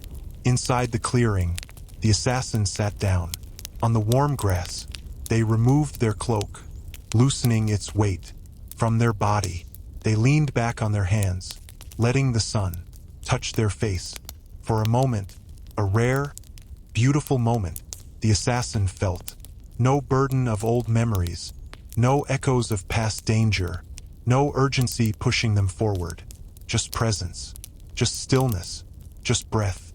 The forest seemed to breathe with them, slowly, deeply, calmly, a reminder that even the most restless soul could find moments of serenity in the quiet arms of nature. Every journey has its pauses, not just for the body, but for the mind. Here in this hidden clearing, the assassin allowed themselves A rare gift, rest without fear, stillness without tension, silence without danger. The sun warmed their skin, the grass held them gently, the trees kept watch, with ancient patience. And the assassin, for perhaps the first time since childhood, felt something close to peace root itself quietly in their heart, not loudly, not fully, but enough to soften the edges of the road behind and the road ahead. The assassin remained in the clearing for a long, quiet stretch of time, not asleep, not fully awake, but resting in that gentle space between thought and stillness. Above them, branches swayed softly, in a rhythm so slow, felt like the forest was breathing with them. A soft breeze brushed the grass, in calm, sweeping motions, and sunlight warmed the earth with a glow that felt almost like a gentle embrace. There are moments in life that do not change anything, not the past, not the future, yet they change something inside the heart. This was one of those moments. Let your breath soften, let your shoulders relax, and stay with the assassin in this peaceful, glowing clearing. As the assassin sat quietly, the breeze shifted, carrying a subtle scent, wildflowers, mixed with damp soil, and something faintly sweet. Felt familiar, though not from memory. Familiar, in the way peace sometimes feels familiar, even after years of running. The leaves trembled gently overhead, creating a soft rustle, like a whispered lullaby, spoken by the trees themselves. The forest was not silent, it was alive, with gentle, breathing sound, and that sound wrapped around the assassin with unexpected comfort. After a while, a faint sound reached the assassin. Soft footsteps, light and hesitant, not dangerous, not hurried, just present. The assassin didn't reach for their weapon this time. Instead, they simply turned their head slightly toward the sound. From the shadowed edge of the clearing, a small deer emerged, slender legs, large eyes, a coat the color of warm bark. The deer froze for a heartbeat, studying the assassin with quiet curiosity. The assassin did not move. Animals understood peace in ways humans rarely did, and this moment held no reason for fear. Slowly, the deer lowered its head to nibble on leaves. Just a few steps away, it remained there, unbothered, accepting the assassin's presence as part of the quiet world. Around it, time stretched softly, while the assassin sat in the heart of the clearing. There was no pressure to rise, no urgency to move, no voice inside pushing them onward, just a deep, settling quiet that worked its way through tired muscles and worn thoughts. The assassin breathed slowly, letting the calm fill their chest. This forest, this moment, felt like a soft hand placed gently over old wounds, not to erase them, but to give them space to rest. For the first time in years, the assassin felt not hunted, not alone, but simply present, held gently by the world around them. Eventually, the sun shifted to a lower point in the sky, its golden rays turning deeper, warmer, more copper-toned. The deer wandered off, disappearing as silently as it had arrived. The forest grew slightly cooler, shadows stretched longer across the clearing, and the assassin knew the moment of rest was coming to an end. But this time, the decision to rise did not feel forced, felt natural, like waking from a gentle sleep, because the world quietly invites you onward. The assassin stood slowly, feeling steadier than they had in many days. Their cloak settled around their shoulders, their pack felt lighter, their breathing calm and deep. The clearing had given them something precious, a steady heart and quiet strength to face whatever waited ahead. Before stepping away, the assassin looked back at the clearing. Sunlight glowed softly across the grass. Shadows hung gently beneath the trees. The air shimmered, with the calm of late afternoon. Felt wrong to leave without gratitude, so the assassin bowed their head. For a brief moment, a silent thank you to the forest that had offered rest. Without question, then, with a slow exhale, they turned toward the path that disappeared into the deeper woods. One last breath, and they stepped forward. The forest accepted them, without hesitation, as though it had been waiting for their footsteps to return. And just like that, the journey continued, not with fear, not with urgency, but with a quiet heart, carried by the soft rhythm of the trees. The path beyond the clearing wound gently into the deeper heart of the forest, a place where the trees grew taller, their trunks wider, their shadows softer and cooler. Here, the light filtered down in long, delicate rays that flickered quietly as branches swayed above. The air felt richer, full of the scent of damp leaves and distant pine. Each step the assassin took was cushioned by layers of fallen needles and soft soil, making their movement nearly silent, though silence now was no longer made from caution, but from peace. Breathe slowly, feel the forest around you, and follow the assassin into this deeper realm of calm. In this part of the forest, sound lived differently. The chirping of birds was faint and distant. The wind moved gently, but spoke in softer tones. Even the footsteps of small creatures seemed muted by the earth, felt as if the entire forest had slowed its pace, matching the assassin's calm. The deeper they walked, the more stillness gathered around them, not a heavy stillness, not the kind that brings fear, but a warm, quiet stillness, the kind that wraps itself around a wandering soul and says, "You may rest here, you may walk gently, there is nothing to fear." The path eventually curved beneath an arch, formed naturally by two leaning trees. Their branches reached toward each other, intertwining like fingers that had been joined for years. The assassin walked beneath the arch with a slow, steady breath. For a brief moment, felt like stepping through a doorway, leaving behind the world of plains and open land, and entering a realm where time moved with softer intentions. The air beneath the arch felt cooler, sweeter, almost sacred. Another step, then another, and the forest opened again into deeper shades of green. A large oak stood beside the path, ancient, massive, with roots stretching out like the arms of an old guardian. The assassin paused when they noticed the carved markings on its trunk, not random scratches, not animal marks, human carvings, symbols, initials, small shapes, etched carefully into the bark. Travelers, decades apart, had left their presence here. Some carvings were deep and bold, others nearly faded into the wood. The assassin traced one lightly, a simple curved line, forming the shape of a crescent moon, a symbol of luck. Among wanderers, the forest seemed to hold these memories with quiet affection, and for a moment, the assassin felt connected to countless strangers who had walked this same path long before. Beyond the oak, the sound of trickling water emerged through the trees, not a loud, rushing stream, but a gentle brook whose surface glimmered with flecks of sunlight. The assassin approached, kneeling at the edge.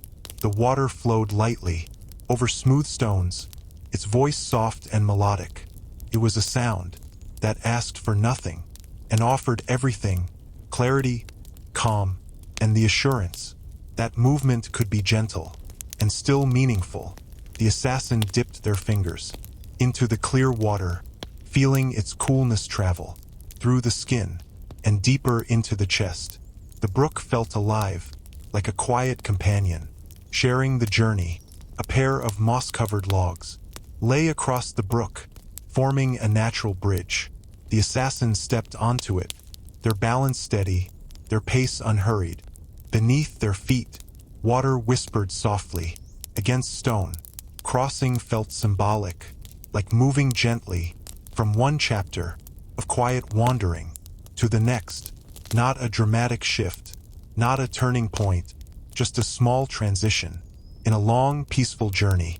On the far side of the brook, the forest opened slightly into a narrow glade filled with golden afternoon light.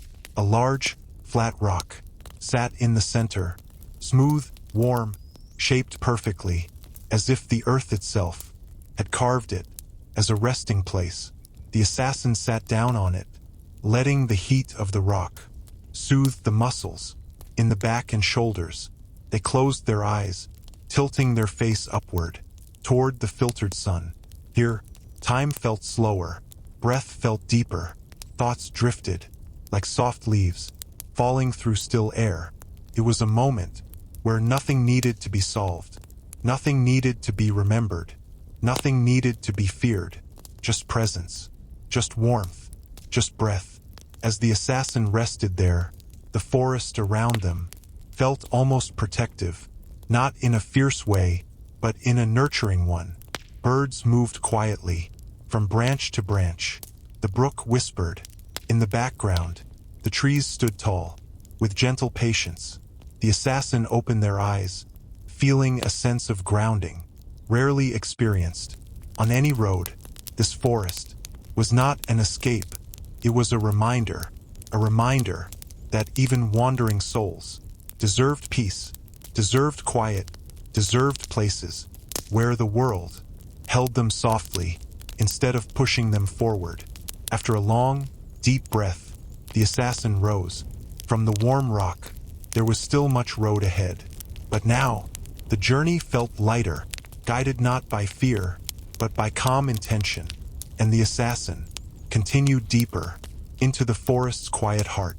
The deeper the assassin walked into the forest, the more the outside world seemed to fade behind them. Wind moved softer, light grew gentler, shadows shifted slowly, as if swaying to a rhythm older than memory itself. The assassin's steps matched that rhythm, calm, quiet, deliberate. Here, every sound felt purposeful, every breath felt anchored, every heartbeat felt part of the forest's slow, steady pulse. Let your mind ease, let your breath soften, and follow the assassin as they walk deeper into this sanctuary of trees. Soon the path narrowed again, lined with tall ferns that reached waist-high. Their fronds brushed gently against the assassin's cloak, releasing small bursts of earthy scent. With every touch, the forest floor grew springier, layers of moss and soft pine needles forming a quiet cushion beneath each step. Walking here felt like moving through a living tapestry of calm green. Each fern waved softly, as if greeting the traveler without intruding.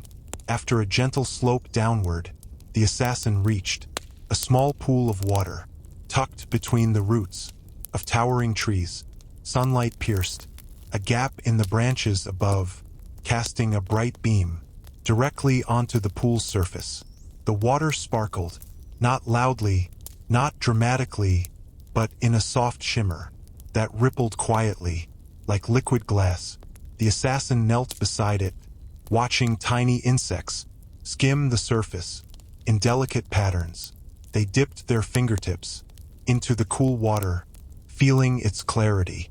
Calm. The warm skin felt like touching a still moment, a memory of peace the forest had preserved for anyone who cared to pause long enough.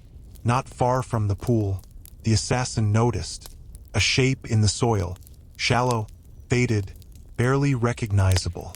A footprint, not fresh, not a threat, but a reminder that others had walked this path long before. It was small, perhaps belonging to a child or a young traveler. The assassin traced it lightly with the tip of a finger, feeling an odd sense of connection.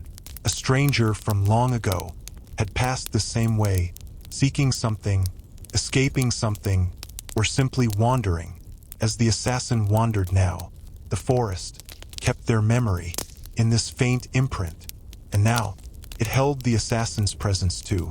Farther along the path, a massive tree stood, its trunk split down the middle, by age or by lightning, yet still alive, still growing.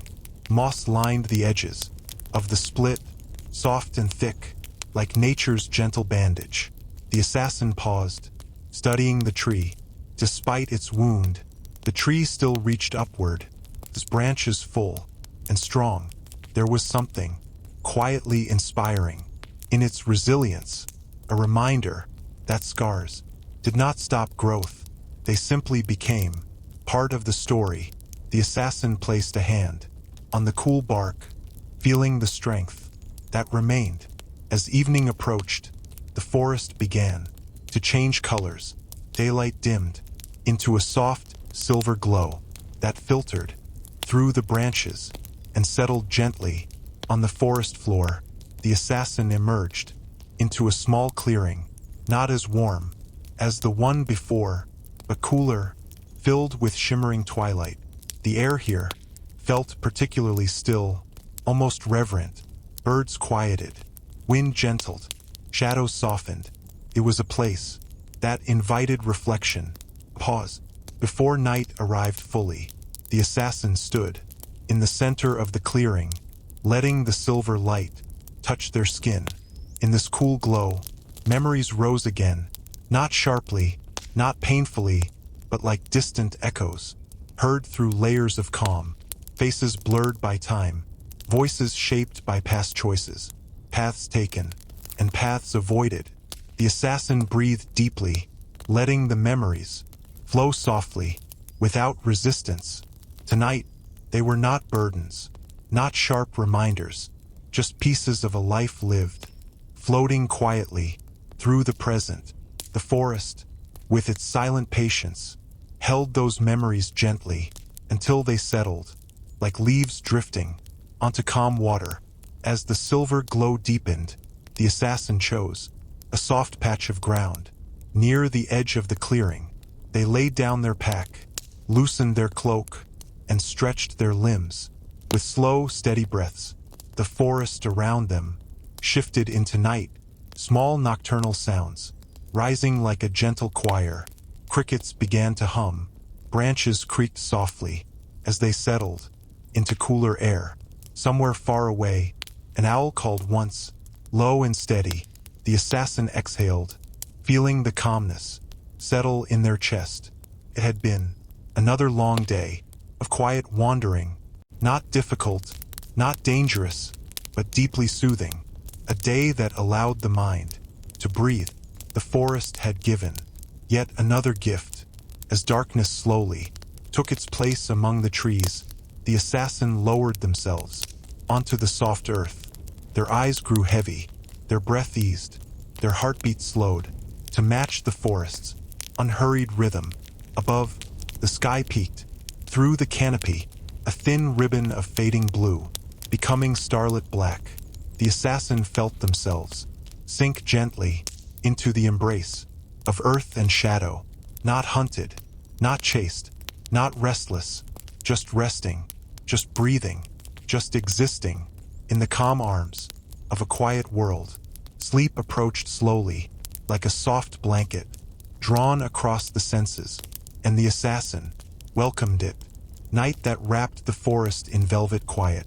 The assassin drifted in and out of sleep. As the night deepened, around the quiet clearing, the forest breathed slowly, softly, like a living being, sharing its calm rhythm with anyone who listened. Moonlight filtered through small gaps in the branches, thin silver strands that touched the ground in gentle shapes. It was a night that did not hurry, a night that held its silence, with both hands offering peace to whoever rested beneath its watch. Let your breath soften, let your shoulders ease, and walk with the assassin through this calm velvet night. Though the night was quiet, it was not empty. A gentle rustle moved through the ferns. Whenever the wind shifted, small insects hummed softly near the roots of old trees. a distant owl called, with slow, spaced notes that echoed faintly through the canopy. Every sound felt measured, delicate, intentional, as though the forest refused to disturb the stillness it created. The assassin listened, letting the subtle sounds carry them deeper into calm. The longer they rested, the more their body released its hidden tension. Muscles around the neck softened, fingers unclenched. Breath became effortless, rising and falling, as gently as drifting mist. Felt not like a relaxation chosen by the mind, but like a surrender offered by the forest itself, as if the earth whispered, "You may rest here. You are safe in this moment." The assassin let the calm settle into every corner of their tired frame. In the quiet, memories rose again, but softer this time, not sharp, not painful, just faint images, floating through the mind, like leaves falling through still air. A lantern glowing in a distant alley, a voice calling their name long ago, the feel of rain on stone rooftops, a forgotten laugh in a forgotten place. The assassin did not chase the memories, did not push them away.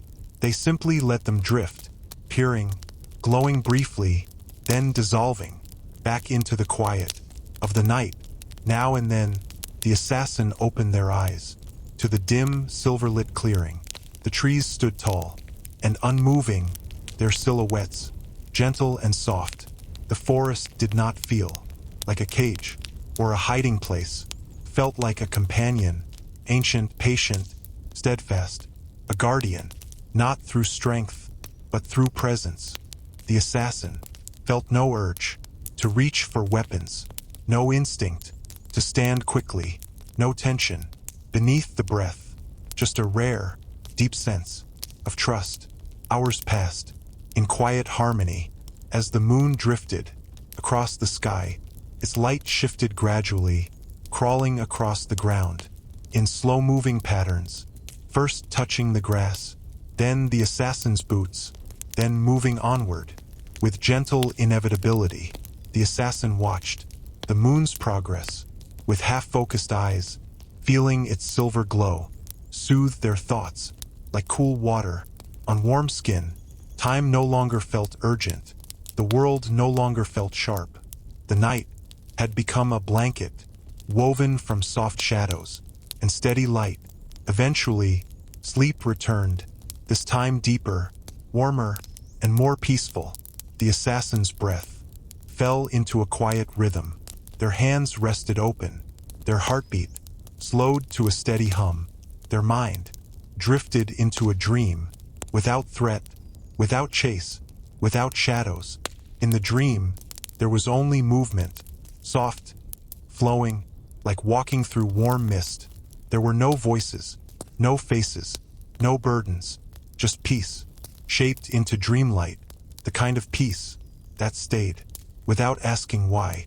As the hours passed, and the first hints of dawn began to gather behind the horizon, the forest changed subtly. Birds shifted in their hidden perches. The wind grew cooler for a moment, then warmer again. As morning approached, light touched the edges of the world, not yet visible, but quietly preparing. The assassin remained asleep, held by the rhythm of a night that had offered nothing but rest. The forest watched, with patient silence, a final hour of night's embrace before the day arrived. Just as the deepest shadows began to fade, the assassin stirred, not abruptly, but gently, as though guided by the forest's own timing. Their eyes did not open yet. Their breath remained slow. Their mind still lingered in dream-soft calm. But something in the world had shifted, a whisper of dawn, promise of light, a quiet invitation to rise soon. Night held on for just a moment longer, then slowly began to let go. Dawn approached softly, so softly that the assassin's senses barely noticed it at first. The darkness thinned in slow layers, like mist dissolving under warm breath. A faint glow spread across the clearing, touching the tops of leaves. With pale gold, birds began to stir, not with loud calls, but with tiny rustles, and soft feathers shifting against quiet branches. The assassin's breathing remained steady, deep, unhurried. Sleep still held them, but morning was already reaching out with gentle hands. Let your breath settle, let your mind soften, and walk into this new dawn. Alongside the assassin, before their eyes opened, the assassin felt the change in the air, warmer, brighter, carrying a sense of renewal that only morning seemed to know how to offer. Their fingers twitched lightly against the moss, their chest rose with a deeper breath, and slowly the world began to piece itself together. Behind closed eyelids, the hum of insects, the whisper of wind, the soft shifting of leaves. The assassin did not rush to wake. Sleep released its hold in its own time, and they allowed it. At last, the assassin's eyelids lifted.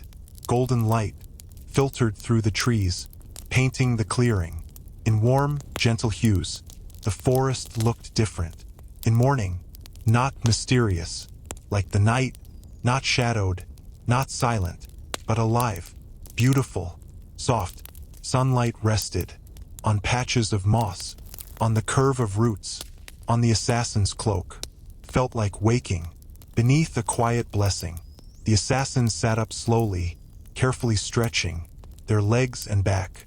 Muscles eased without sharpness, joints moved without complaint. It was a stretch that felt more like release, as though tension, stored deep within, had finally decided to drift away. Warm air filled their lungs with each inhale, and the coolness of early morning lingered lightly on their skin. A new day had arrived, and the body welcomed it gently. In the early light, the forest revealed its morning secrets. Small birds hopped along branches, shaking tiny droplets of dew onto the soil. A rabbit peered cautiously from behind a fallen log before darting away in soft, rapid steps. The brook, not far from the clearing, reflected sunlight in shimmering highlights that danced on the water surface. It was a peaceful symphony, not loud, not overwhelming, but perfect in its quiet harmony. The assassin watched silently, absorbing each detail like a slow, calming breath. From their pack, the assassin removed the last of the dried fruit and a small piece of bread, saved from the village. The meal was simple, but satisfying.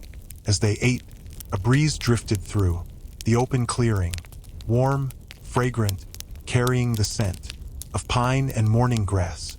Felt like a meal shared with the forest itself. And for a fleeting moment, the assassin felt a strange sense of belonging, a connection to the land around them that went deeper than footsteps on soil. When the meal was finished, the assassin gazed through the trees, studying how the morning light fell upon the forest floor. There was no urgency in choosing a direction, no shadow following behind, no mission pulling them forward. And yet, the east, bathed in stronger sunlight, felt like a gentle call, not a destination, not a purpose, just a feeling, a soft pull toward whatever waited beyond the next rise in the land. The assassin tightened their cloak, secured their pack, and let the morning quiet guide the first step. Before departing, the assassin turned once more toward the place where they had slept. The moss, the soft earth, the branches that sheltered them, the shadows that had watched quietly through the long night. A feeling of gratitude rose gently in their chest. They lowered their head in a small nod, a silent thank you to the forest for its peace and its shelter. Then, with steady breath, they began to walk. The forest path felt different now, brighter, clearer, almost inviting. Sunlight washed over patches of leaves, turning them into tiny lanterns of gold. Mist still lingered, in some shaded areas, curling around roots, and trailing softly, behind the assassin. As they moved forward, step by step, the journey continued, not driven by danger, not pushed by fear, but carried by calm intention, a quiet trust. In the rhythm of the world, the assassin walked on, deeper into the morning, deeper into peace. The assassin walked deeper, into the brightening forest, their footsteps, slow and steady, their breath, soft and balanced. Morning sunlight spread through the trees, like warm silk, gliding over branches, warming patches of moss, and turning tiny droplets of dew into shimmering pearls. Scattered across the forest floor, a new day had fully awakened, but it awakened with patience, with softness, with a quiet invitation to move gently through its unfolding hours. Take a slow breath, let your shoulders ease, and follow the assassin into this peaceful morning. The forest looked different, with the light rising higher. Shadows were still present, but they were warm now, soft edges, gentle lines, more comforting than mysterious. High branches swayed, with a slow, rhythmic grace, like dancers moving to the quiet hum of the wind. The assassin paused once, looking upward. For a moment, they simply watched, as sunlight filtered through shifting leaves, creating glowing patches that drifted across their face, like faint blessings. It was the kind of morning that felt almost sacred. As the assassin continued, the ground beneath their feet changed subtly. A blanket of fallen leaves covered the path, thin, fragile layers that crunched softly under each step. The sound was faint, almost musical, a quiet reminder that even the forest's decay was gentle, never harsh. Each footprint pressed lightly into the soft leaves, but left almost no trace. The assassin's presence here was temporary, a moment in the forest's long memory, and somehow that felt right. Soon the path curved downward into a shallow valley where the trees grew closer together. Light spilled through in scattered beams, thin streaks of gold that danced on the ground as the branches above shifted slowly. Walking through the valley felt like passing beneath dozens of tiny sunlit gateways, soft, warm, momentary. The assassin moved quietly, letting each beam paint their cloak in gentle touches of brightness. This was not a forest to rush through. It was a place to breathe in. Slowly, a single red leaf drifted down from a high branch, caught in a beam of sunlight. It spiraled slowly, twisting like a soft ember, falling through air. The assassin reached out, instinctively, not to catch it, but to feel its presence. As it floated past, the leaf brushed lightly against their hand before settling on the ground ahead. Such a small moment, such a small movement, yet it felt meaningful, a quiet symbol of time passing in gentle ways. At the valley's end, the trees parted to reveal another clearing, smaller than the last, but bright and warm, filled with sunlight from an unobstructed sky. Grass swayed in slow, soft motions.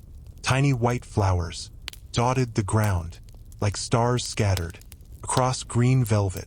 The assassin stepped inside, feeling warmth gather on their skin and soak gently into tired muscles. This clearing felt like a resting breath, a small pause woven into the forest's rhythm. They lingered there, not sitting, not rushing on, just standing in the center of the warm light, a moment to simply be.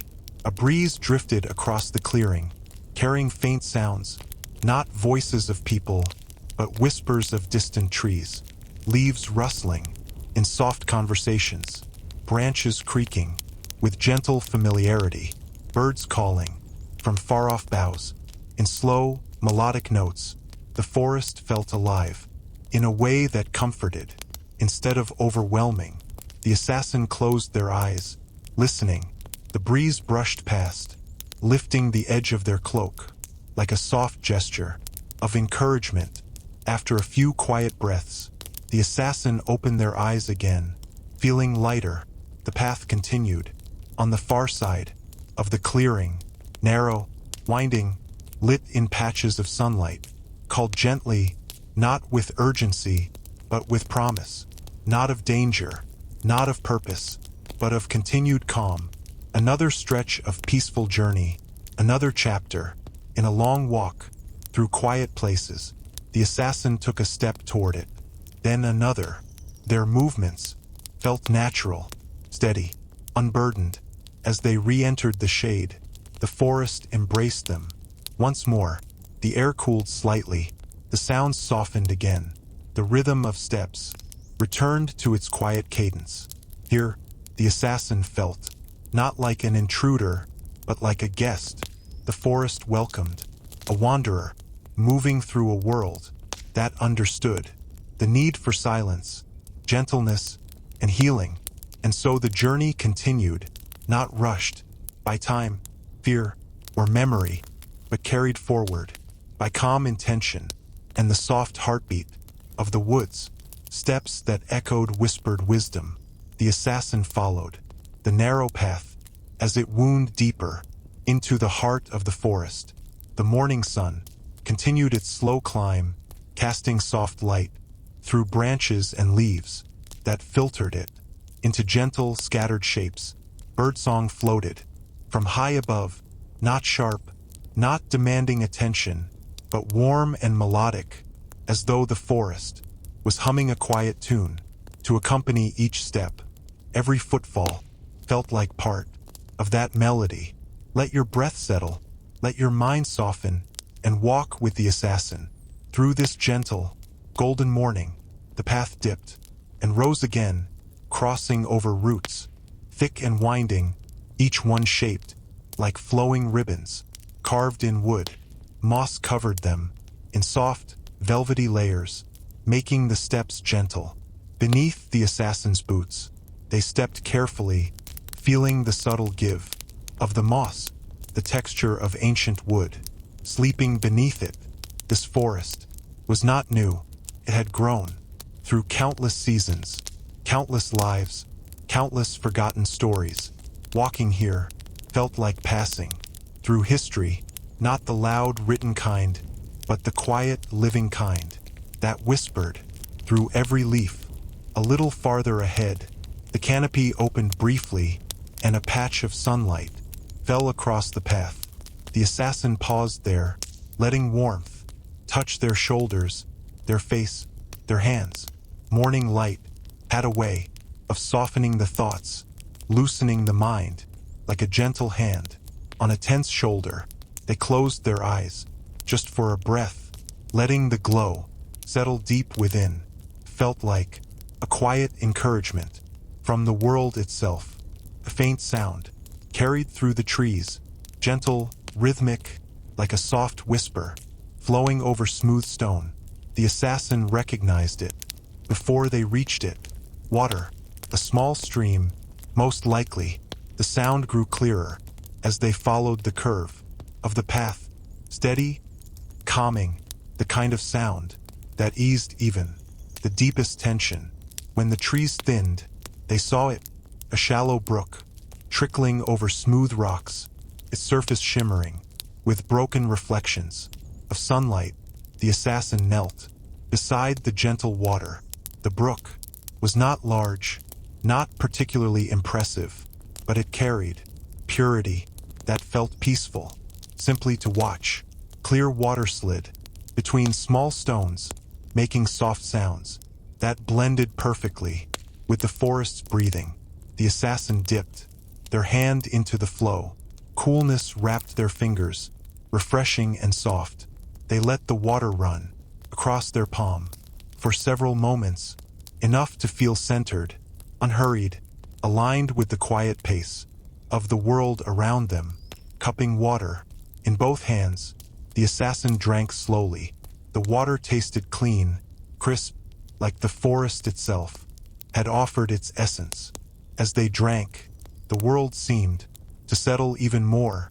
Thoughts softened, breath deepened, the inner landscape grew quiet, felt like a small ritual of renewal.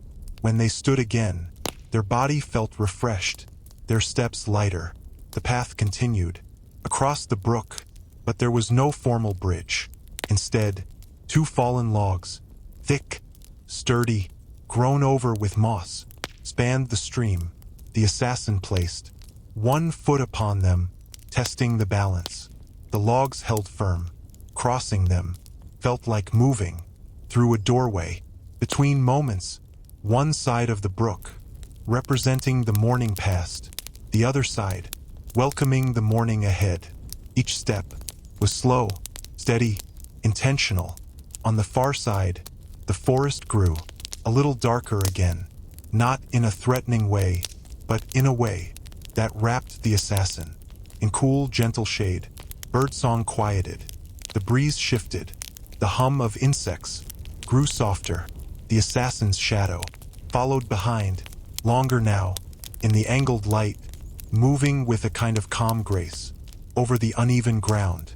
For a moment, the shadow and the forest seemed to walk together, their rhythms matched, their pace aligned. It reminded the assassin of the companionship found in silence, the peace that comes from simply existing without demand. The path began, a slow curve to the left, leading deeper into trees that grew taller and more clustered. But the assassin did not worry about destinations, did not rush to figure out where the path would lead. The morning was a companion, not a schedule. The forest was a guide, not a challenge. Every step was its own purpose. Every breath was part of the journey. As the assassin's steps settled into a steady rhythm, a small thought rose quietly in their mind. Not a plan, not a memory, just a gentle sense that the forest still had more to show, that beyond the next bend, and the one after that, and the one after that, there waited another moment of stillness, beauty, or quiet discovery. And so, they continued walking, calm, aware, content. The path beckoned forward, with a soft promise, and the assassin followed it.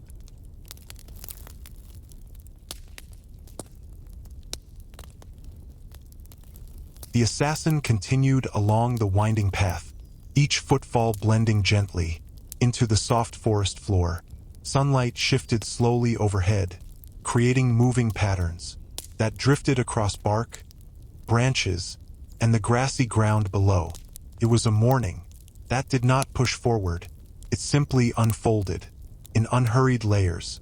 A morning that invited a slower heartbeat, a quieter mind, a gentler way of walking. Take a deep, slow breath and follow the assassin as they move deeper into this peaceful, emerald world. The trees ahead grew taller and closer together, their branches arching over the path like a quiet corridor of green. Some trunks leaned slightly, as though bowing in welcome. Others rose straight and proud, their bark textured with decades of silent endurance. The assassin passed through them with steady steps, their cloak brushing softly against leaves that reached out like delicate hands. The forest felt alive, not in a loud, pulsing way, but in a calm, watchful stillness, a place that understood footsteps without needing to question them. A large tree had fallen long ago. Its trunk stretched across the forest floor like a natural bench carved by time. Thick moss covered its surface, soft, deep, and cool to the touch. The assassin paused beside it, running their fingers across the velvety green. Felt like touching a living memory, a reminder that even fallen things could continue to offer life, comfort, and quiet beauty. The assassin sat for a moment, letting the stillness settle around them.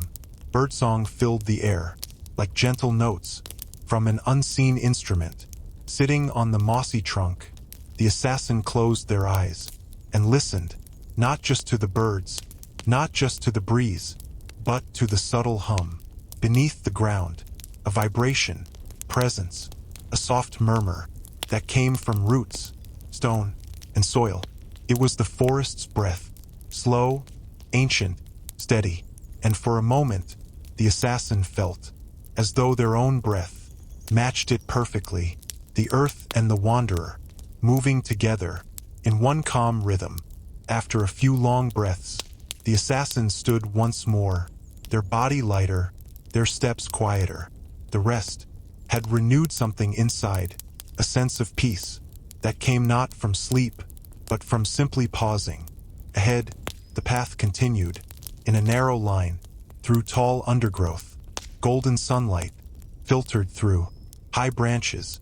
In thin, wavering beams, the assassin began, moving again, not rushed, not weary, but balanced. As they walked, a gentle scent began to fill the air. Pine, fresh earth, a faint sweetness from distant flowers.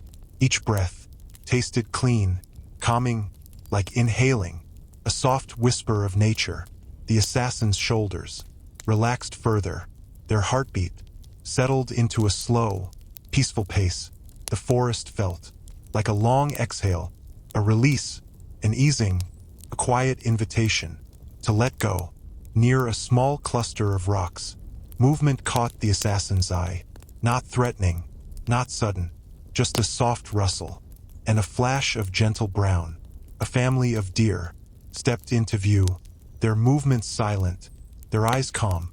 The smallest one paused beside a patch of ferns, its ears twitching gently, before it lowered its head to nibble on leaves. The assassin stood still, allowing the creatures their peaceful moment.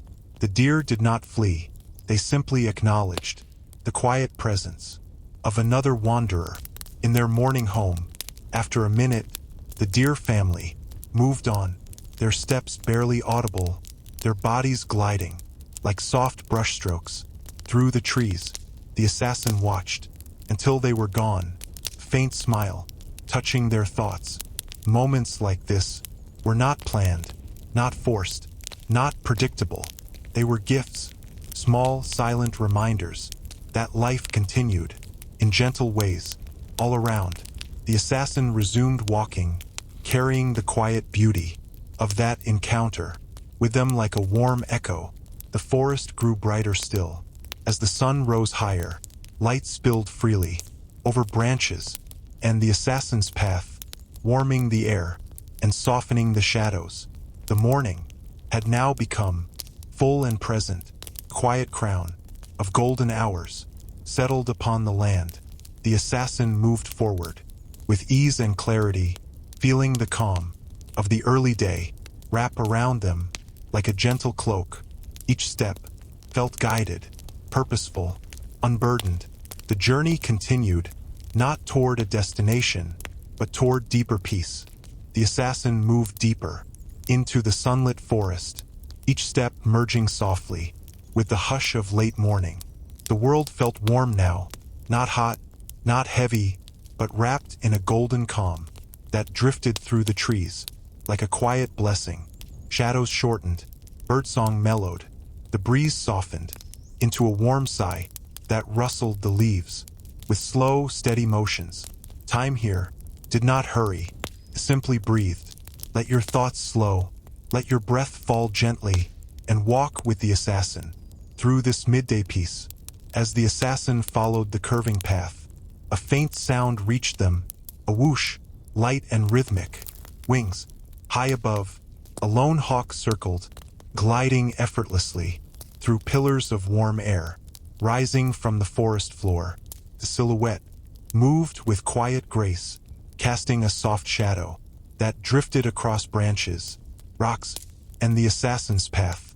The assassin lifted their gaze, watching the bird's smooth, unbroken flight. There was something calming in its slow spirals, a reminder that even creatures, born for movement, understood the art of conserving energy, of riding the world instead of rushing against it. Soon the trees thinned again, opening onto a small meadow awash with tall grass that moved like a silver-green sea. Sunlight sat thick on the meadow, warming the blades and creating soft waves. As the breeze passed through, butterflies drifted lazily from flower to flower, small notes of color on a canvas of quiet green. The assassin paused at the edge, feeling the warmth wrap around their skin. In a gentle, welcoming embrace, they stepped into the meadow slowly, the tall grass whispering against their legs. As they walked in the center of the meadow, the assassins stopped. They tilted their head back, letting sunlight touch their closed eyelids, their cheeks, their forehead. Warmth seeped through, not just into the skin, but deeper into the tired spaces within. Their breath slowed further. Their thoughts drifted into soft, quiet shapes. The warmth felt like a memory of peaceful days, days before wandering, before obligations, before paths unknown. For a while, they stood still, letting the meadow fill them with calm. When they continued walking, something bright caught the assassin's eye. A single wildflower, larger than the others, petals soft and pale, like morning light, caught in bloom. It stood alone, yet somehow radiant. The assassin knelt beside it, running a gentle fingertip across its delicate stem. There was something reassuring in its quiet resilience, growing tall, growing bright, despite standing alone. In a vast meadow, the assassin let a breath slip out slowly, almost like a small, silent appreciation. Sometimes, a single moment was enough to shift the heart. As they continued, the tall grass parted around each step, swaying behind them in slow motion, as though reluctant to let them leave. Birds rose softly from hidden places, circling briefly overhead, before gliding back down to new patches of shade. The assassin walked without any rush, their pace steady, their minds settled. By the time they reached the far side of the meadow, the forest waited again, the shade cool, its depths inviting. Stepping back under the canopy, the assassin felt the air cool instantly, like stepping from sunlight into a quiet sanctuary. The shift was calming, a balance between warmth and shade, light and shadow, movement and stillness. Here, the sounds softened again. Leaves whispered, distant water murmured, insects hummed, like a soft chorus. Hidden in the grass, the assassin walked deeper, feeling the forest embrace them once more. Soon the ground changed again. Moss-covered stones appeared beneath the soil, forming a faint, ancient trail. The stones were smooth, rounded by rain and time. The assassin followed them gently, each step landing on a cool surface that held the faint chill of forgotten seasons. This path, unlike the others, felt old, older than villages, older than travelers, perhaps older than stories themselves. Walking here felt like meeting history in its quietest form. As the assassin progressed, even the wind seemed to pause. The air grew still, the sounds softened, until the forest felt like a giant, gentle heartbeat echoing through the trees. Each step was measured, calm, intentional. There was no threat, no urgency, just the sense that something meaningful, something quietly beautiful, lay farther ahead. And so, the assassin continued on, guided not by need, but by the soft pull of curiosity and calm. The assassin continued along the moss-covered stones, their steps gentle, as the forest seemed to lean in, listening. Sunlight flickered between the leaves above, small patches of gold, moving softly across the path, like wandering lanterns. The air carried a quiet coolness now, the kind that settles only in places touched by age and gentle reverence. Let your breath slow, let your mind soften, and follow the assassin into this shaded, ancient stretch of forest. The stones beneath the assassin's boots grew more defined, less scattered, more deliberate. Some stones were carved with faint lines, softened by time, not symbols, not words, just the faded impressions of hands long gone. The assassin brushed their fingertips over one of the carvings, feeling the grooves, shallow, weathered, yet still present. It was a quiet reminder that others had walked this path centuries before, not warriors, not nobles, just wanderers, searching for calm, the same way the assassin did now. The deeper they walked, the quieter the forest became. The usual hum of insects softened into a distant whisper. Leaves rustled gently overhead, but even their sound felt muted, as though the forest was holding its breath out of respect for the old stones. Each footstep echoed faintly, a soft tap against ancient rock. The assassin followed the rhythm, their pace slow, their mind clear. Wherever this path led, carried peaceful intention. Soon the canopy parted, just enough for a soft column of light to fall directly onto a wide stone set in the path. The stone was smoother than the others, almost polished by countless footsteps over countless years. The assassin paused, standing in the glow of the filtered sunlight. Warmth touched their face, their shoulders eased further, their breath deepened. Here, they felt a sense of quiet arrival, not at a destination, but at a moment meant to be noticed. Pause. The forest seemed to offer, with gentle intention. Beyond the glowing stone, the path led to a cluster of trees, whose roots intertwined in a natural circle. Thick roots rose from the soil and curved together, forming a low ring, like a place designed for resting long before anyone arrived. At the center, soft grass grew in a perfectly round patch, unusually lush, as though protected by the roots themselves. The assassin stepped closer, drawn by the circles. Quiet harmony felt safe, balanced, sacred, in the gentlest sense. The assassin lowered themselves onto the soft grass, leaning gently back against one of the thick roots. The ground was cool, but comfortable, cradling their weight with surprising ease. Overhead, branches intertwined to form a loose canopy, patches of sky visible through gaps, like scattered windows into the day. It was a place perfect for stillness, a place that asked for nothing but breath and presence. The assassin closed their eyes, listening to the forest's faint heartbeat.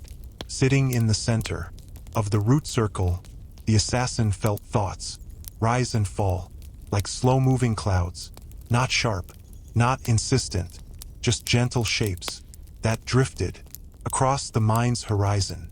Memories, hopes, questions, unspoken reflections, carried without urgency. Nothing demanded attention, nothing asked for resolution. Everything simply flowed. The assassin allowed it all, letting each thought take its time before dissolving quietly into the calm air. A breeze found its way into the clearing, slipping through the branches and brushing against the assassin's hair.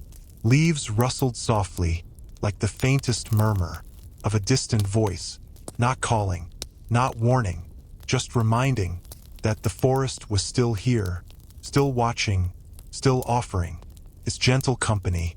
The assassin opened their eyes to the soft movement of branches above, their shadows swaying lazily across the root circle. Felt like the world lulled itself into an afternoon dream. After a few long breaths, the assassin rose slowly, their movements unhurried, their mind warm. With renewed quiet, they traced a hand along one of the roots, a silent thank you for the rest and the peace. The path continued ahead, still lined with mossy stones, still carrying the echo of ages. The assassin stepped forward, each movement a continuation of the calm they had gathered. The forest welcomed them with soft shade and gentle sounds. The journey resumed, not toward answers, not toward destinations, but toward deeper stillness. One quiet step at a time, the assassin walked on, leaving the circle of roots behind, though its calm lingered, like a warm echo, inside their chest. Afternoon light had begun its slow descent, softening, warming, stretching long rays between branches in gentle lines. The forest settled into a quieter rhythm, not silent, but slower, as though every living thing was breathing in unison. Let your breath deepen, let your body soften, and follow the assassin through this peaceful stretch of waning daylight. As the assassin walked, the moss-covered stones glowed faintly under the afternoon sun. Light fell across them like a thin ribbon of gold, guiding the path with a soft, warm shimmer. The forest floor felt warmer now, a sense richer, earth, pine, and the faint sweetness of late-blooming flowers. Every step felt cushioned by the soft layers of moss and fallen leaves. The assassin allowed themselves to fall into the rhythm, quiet cadence that felt almost musical. A sudden flutter broke the stillness, though gently. A small bird landed on a nearby branch, its feathers tinted with warm shades of rust gold and soft amber. It looked like a fragment of the sunset itself, a tiny living ember resting in the trees. The assassin paused, watching as the bird tilted its head, blinking calmly, before giving a soft, whistling call. The sound was delicate, like a note played on a wooden flute. The bird hopped closer, unafraid, as though acknowledging the assassin with peaceful curiosity. For a moment, their stillness felt shared. When the bird finally flew on, its wings a blur of warm color, the assassin continued walking. The ground here was softer, a mix of loose soil, fallen needles, and small patches of velvety grass. Each footstep barely disturbed the surface, as though the earth itself wanted to keep the peace. The assassin felt their own energy settle even further, their breath deepening, their muscles loosening, their thoughts stretching out like shadows in late day. After a gentle bend in the path, the forest opened into a shallow hollow. Sunlight spilled down in soft beams, turning the air into layers of warm dust light that drifted slowly like golden snowfall. Soft ferns covered the ground, their fronds glowing as if lit from within. The assassin stepped inside, feeling warmth gather on their cloak and wrap around their skin like a familiar embrace. The hollow felt intentionally peaceful, a natural sanctuary carved by sunlight and time. At the center of the hollow, a small pool lay still, so still that its surface reflected the treetops with perfect clarity. The assassin knelt beside it, studying the reflection. Branches swayed above, but the image remained steady. Their own face peered in the water, tired, calm, softened by the gentle light. For a moment, they simply watched, not judging, not analyzing, just witnessing a quiet version of themselves. They touched the surface with a fingertip. Ripples spread slowly, carrying their reflection outward in soft, expanding rings. The assassin cupped water in their hands again, lifting it carefully. The pool was cool, cooler than the brook, as if it held something deeper, something untouched. The water tasted pure, fresh, carrying a faint chill that eased the warmth of the afternoon. The assassin breathed out, feeling the coolness settle in their core. Felt grounding, like the forest was offering balance, warmth for the body, coolness for the mind. The assassin sat on a soft patch of earth near the water's edge. Their shoulders dropped, their breath fell easily. The forest hummed quietly. Around them, sunlight filtered down in shifting beams that warmed their cloak and brushed their face. in soft patterns. It was a moment, with no need to move, no need to think, no need to plan, just rest, just presence, just breath. The assassin closed their eyes, letting the forest hold the silence. Minutes passed, maybe longer, in gentle quiet, and in that quiet, something subtle changed. Not a revelation, not a sudden insight, just a calm certainty, a sense that stillness was not the absence of movement or purpose, but the space where strength settled, where clarity whispered, where peace made its home. The assassin opened their eyes slowly, feeling the shift, like a soft glow within. It was time to rise again, not out of urgency, but out of readiness. They pushed themselves to their feet, steady and renewed. As they stepped out of the sunlit hollow, the assassin carried its warmth.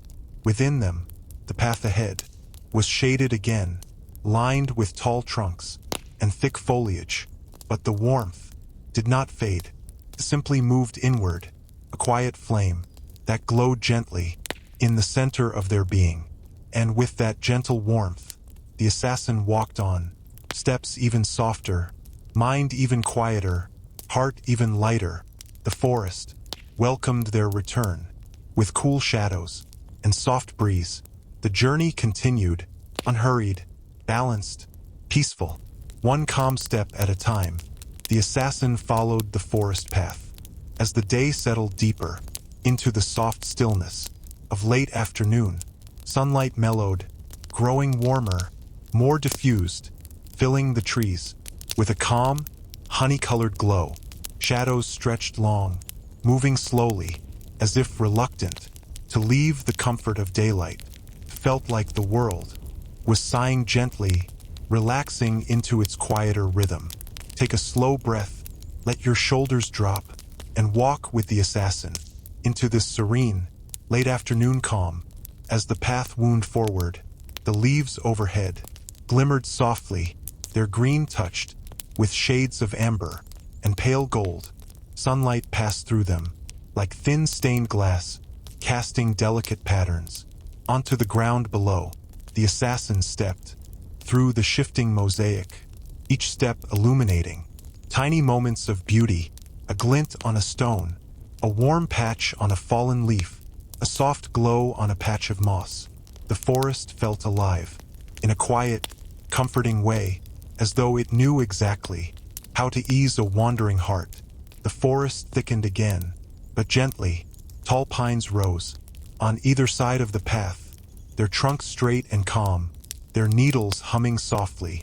In the warm breeze, the scent was fresh and grounding, rich pine, cool bark, and a faint hint of warm sap. The assassins slowed slightly, allowing the pine-scented air to fill their lungs. It felt purifying, a breath that reached deep inside, settling the mind.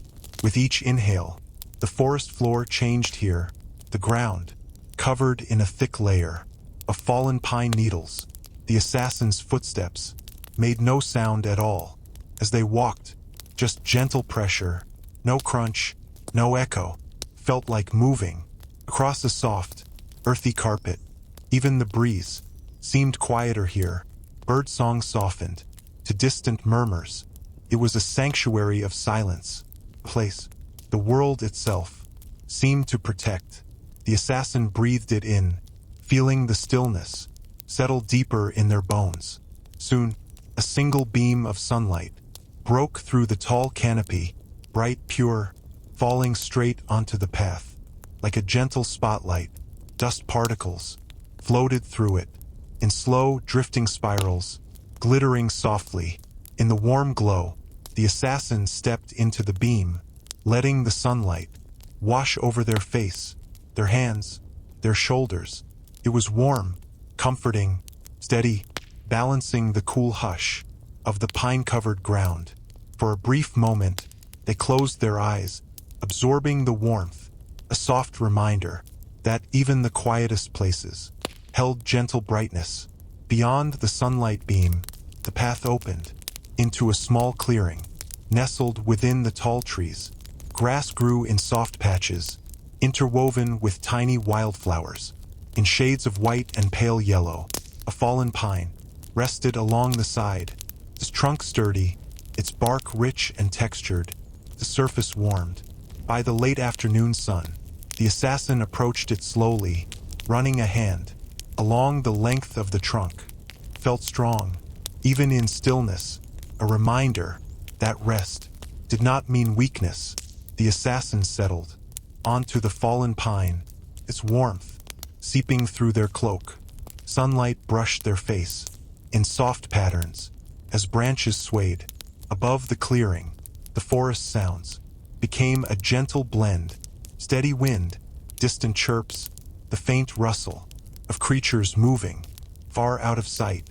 The assassin let their eyes close, allowing their breath to fall into easy rhythm. A deep, peaceful stillness wrapped around them. As they rested, thoughts shifted quietly, not urgently, not heavily, just soft reflections, fragments of memories, questions without pressure, feelings without weight. Everything moved gently, like slow footsteps, through quiet rooms. The assassin did not chase the thoughts, did not cling to them. They simply let them come, then let them drift, like petals carried by a warm breeze. After a while, a new breeze arrived, cooler, carrying the early hints of approaching evening. It brushed across the assassin's face, lifting a strand of hair, guiding the warmth into softer tones. They opened their eyes, feeling both restful and ready. Evening was approaching, but slowly, the world shifting. With gentle intention, the assassin rose from the fallen pine, stretching lightly. Their body felt grounded, their steps steady, their heart calm. The path continued through the pines, darker now, as the sun dipped lower. Golden light shimmered through gaps, leading the assassin forward. With soft, fading hues, there was no hurry. The forest was vast, the day long, and peace found easily in the simplest places. So the assassin moved on, quiet steps, through a quiet world, each one carrying them gently into the approaching dusk. The assassin continued down the pine-lined path. As the late afternoon shifted gently toward evening, the light softened, turning from gold to a warm, muted amber. It moved across the trees, like a slow tide, retreating from the shore. Shadows lengthened, the air cooled, and a tender hush began to settle over the forest. Let your breath slow, let your shoulders relax, and follow the assassin. As day leaned softly into the first hints of dusk, wind moved through the tall pines in long, sweeping currents, a low, steady sound that rose and fell like the ocean's quiet breath. The assassin walked slowly, listening. The sound was calming, soft enough to soothe, steady enough to feel like guidance. Needles rustled in harmonious waves, creating a comforting rhythm that matched the assassin's footsteps. Felt like the forest was humming, a lullaby meant for travelers who wandered alone. The path's edges glowed faintly as the last light of the day filtered through the trees. Beams of amber light slipped between branches and rested across the ground like thin strands of silk. Dust motes floated lazily in the slanted rays, slow drifting spirals that shimmered softly before disappearing back into shadow. The assassin reached out once, letting the golden light touch their palm. Warm, soft, almost nostalgic, a reminder that daylight always ended gently. In places like this, the path opened into a small clearing, not bright, not shaded, but perfectly balanced. Between the two, sunlight pooled softly across the clearing floor, catching the tops of tall grasses and lighting them like quiet candles. The assassin stepped inside, feeling the warmth settle lightly on their skin. It was a place that invited pause, a place that held the day's final glow, like a treasure meant to be shared with anyone who wandered through. The breeze changed, cooler now, with a faint hint of coming night. It brushed across the assassin's cloak, lifting the fabric. In slow, gentle motions, the scent of pine grew sharper, earth richer, moisture in the air hinted at dew, yet to fall.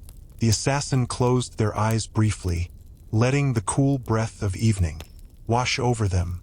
Felt like the forest whispering, "Stay a moment longer."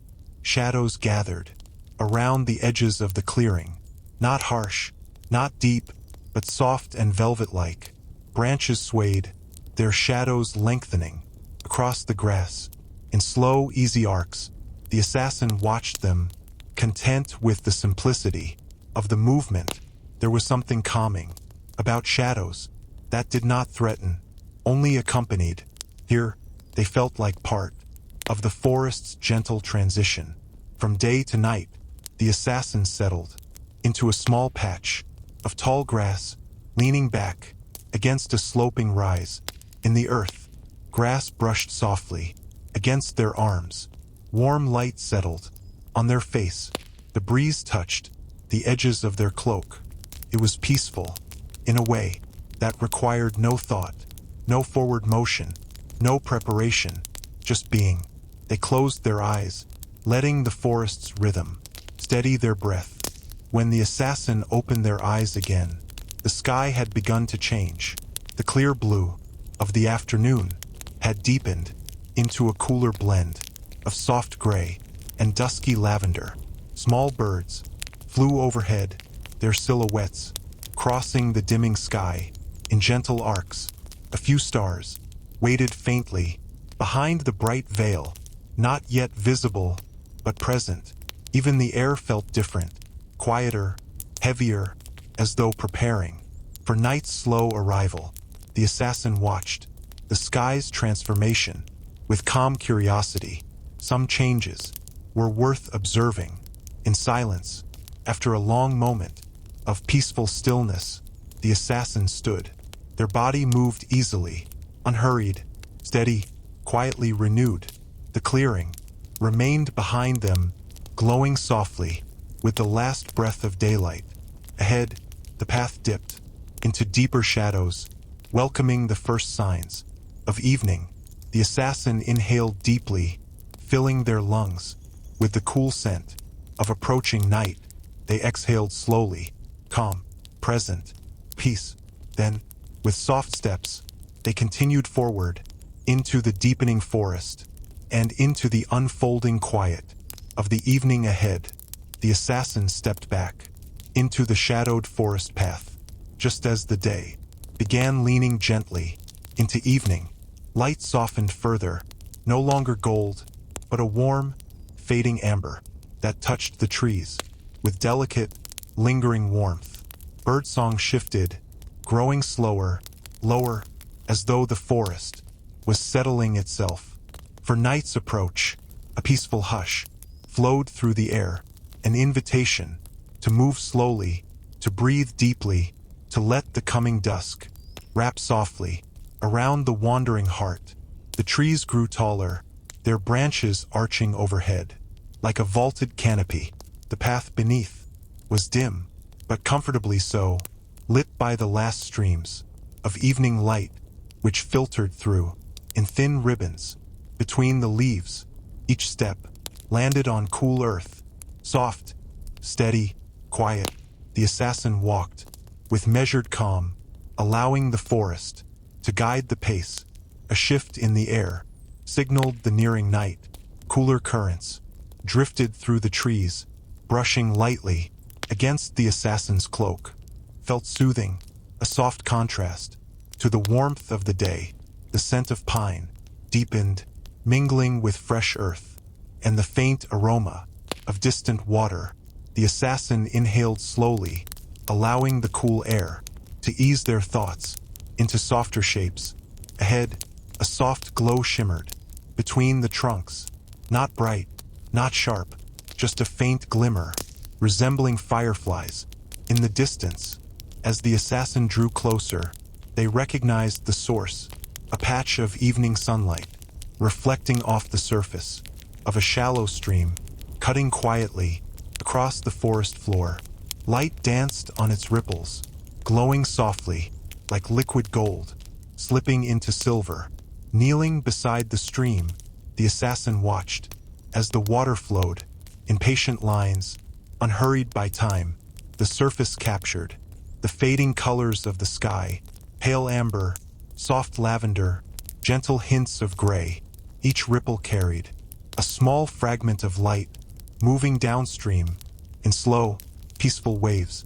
The assassin dipped a hand into the cool water, felt refreshing, more than refreshing, almost soothing, to the deepest parts within. A quiet renewal, offered by the forest. At day's end, 2 large stones rose from the stream, forming a natural step. From one bank to the other, the assassin stood, testing the first stone. With a gentle shift of weight, stable, solid, cool beneath the boot, they crossed slowly, pausing midway to look down as the water moved beneath their feet. For a moment, the world felt silent, just the soft sound of water passing, the faint hum of evening air, and the assassin's calm breath. Crossing felt like moving from one moment into the next with graceful ease. On the other side, the forest deepened. Light grew softer, colors faded gently. The world settled into the muted tones of early dusk, but it did not feel lonely. It felt enveloping, like a warm evening blanket placed over the shoulders by kind hands. The assassin walked forward, their steps steady, their heartbeat slow, their presence blending with the calm around them. The path lifted into a gentle incline, not steep, not strenuous, just a small rise that offered a higher vantage point. At the top, the assassin paused.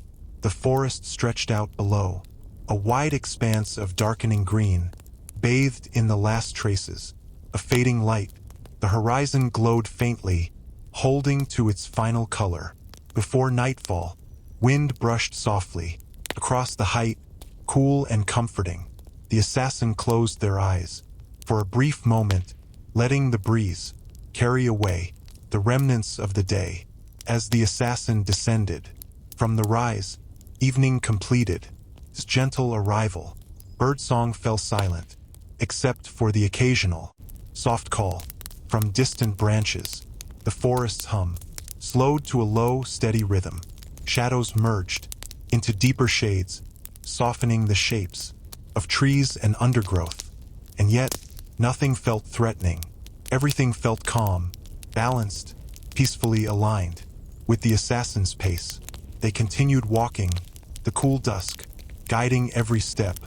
With patient, quiet grace, the assassin walked deeper into the dimming forest. As dusk unfurled its quiet, velvety hues, the last traces of daylight rested gently on the tops of trees, thin silver gold strokes that lingered like memories reluctant to leave.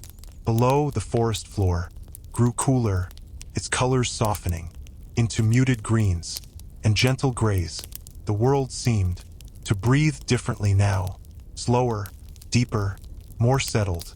The assassin's shadow stretched long along the path, moving with graceful quiet over roots, stones, and fallen branches. It did not feel ominous nor lonely, felt like a companion, a silent reflection, walking beside them as the forest transitioned into night. Around them, shadows gathered in soft clusters, overlapping gently like layers of velvet fabric. Nothing hid within, nothing threatened. It was simply the forest resting. From the undergrowth, a soft chorus began, the first crickets of the evening, their song delicate and unhurried. The assassin listened as the sounds layered, a slow chirp here, a gentle tremble there, a rhythmic pulse. Farther in the trees, the chorus did not rush. It rose, like twilight itself, quietly, steadily, with a warmth that soothed the air. The assassin's steps matched the rhythm, calm and even. Overhead, The sky shifted from lavender dusk into a deeper shade of silver blue. The first star flickered softly behind drifting branches, a faint sparkle, barely visible through the canopy. The assassin noticed it, letting their eyes rest on the tiny glimmer. Felt like a promise. That night would not come suddenly, nor harshly, but with patience, with kindness, with gentle layers of growing dark. The path ahead merged slowly into dim light, the cool air wrapped around the assassin like a soft cloak, settling into the folds of their clothing. Every sound grew quieter. Even the wind seemed to slow, its motion changing from daytime sways to evening sighs. The assassin felt their own breath fall perfectly in sync, in steady, calm. Along the edge of the path, the assassin noticed a smooth, round stone, half buried, lit faintly by the last violet light of the evening. They crouched down, running a hand over the stone's cool surface. It held the warmth of daylight on one side and the chill of night on the other, a perfect meeting point between two worlds, the day ending, the night beginning, both touching gently. In this quiet moment, the assassin let that balance settle in their mind. A faint drifting sound reached their ears, different from wind, different from crickets. A stream, soft, far away, consistent. The assassin turned toward the direction of the whispering water, their steps still unhurried.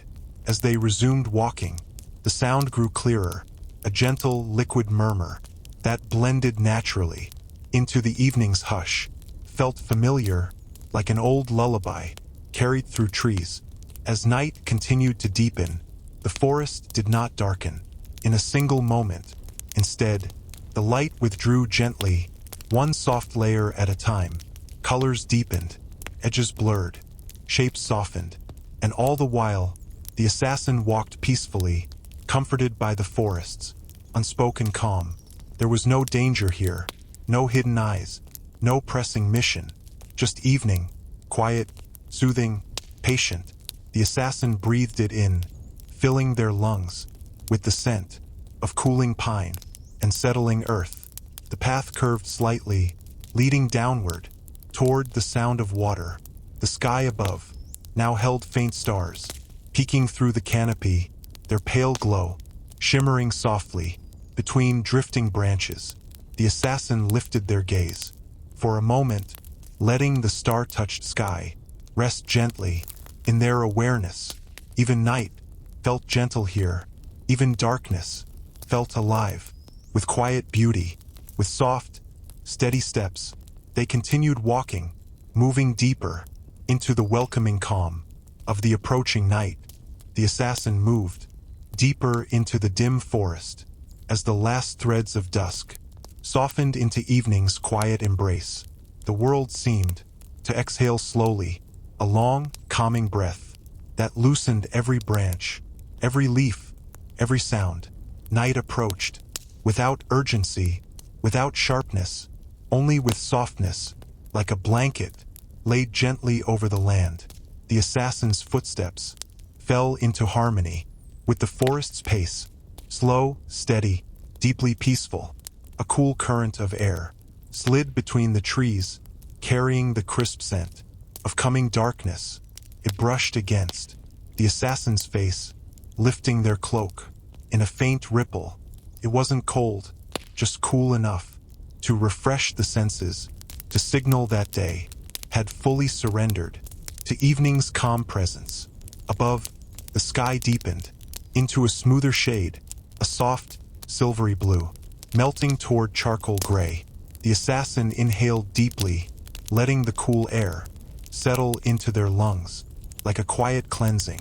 As they walked, the assassin noticed a subtle glow ahead, not bright, not flickering, but steady. A soft, pale sheen illuminated the trunks of distant trees. The assassin followed it with slow steps until the forest thinned and opened gently onto a small rise. There, beyond the tree line, the moon had begun to rise, a perfect arc of pale silver, lifting itself into the early night sky. Its glow washed over the treetops, laying soft ribbons of light across the forest floor. The assassin stepped closer, allowing the moonlight to fall across their face, their hands, their cloak. Moonlight had a way of calming the deepest corners of a wandering mind, softening sharp thoughts, hushing old echoes. The assassin paused, feeling its gentle coolness rest lightly on their skin. The night did not feel dark. With the moon present, felt watched over, protected, balanced. Under the rising moon, the path ahead took on a faint glow. Small stones glimmered pale gray, leaves shimmered with soft highlights. Tree trunks showed thin streaks of silver along their edges. The forest transformed subtly, not into something mysterious, but into something quietly beautiful. The assassin followed the moonlit path, their footsteps soundless on the cool earth. Soon the trees opened into a small circular clearing. Grass swayed gently in the new moonlight, each blade catching a faint sparkle. As it moved, the assassin stepped inside, easing into the moon-washed space. Felt like stepping into a bowl of light, soft, calm, embracing, a place where the world paused its movement for just a moment. The assassin lowered themselves to a patch of soft grass. The ground was cool, but not chilling, perfect balance between earth's warmth and night's freshness. Above, the moon climbed higher, casting a wide, gentle glow over everything. The assassin leaned back against a slight mound in the earth, relaxing their shoulders, letting their breath fall into a calm rhythm. Night settled around them like a soft cloak. New sounds emerged, subtle, drawn out, comforting.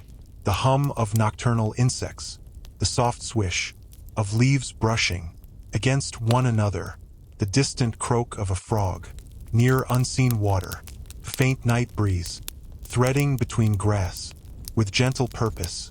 Nothing loud, nothing harsh, just the forest falling asleep while also waking into its nighttime voice.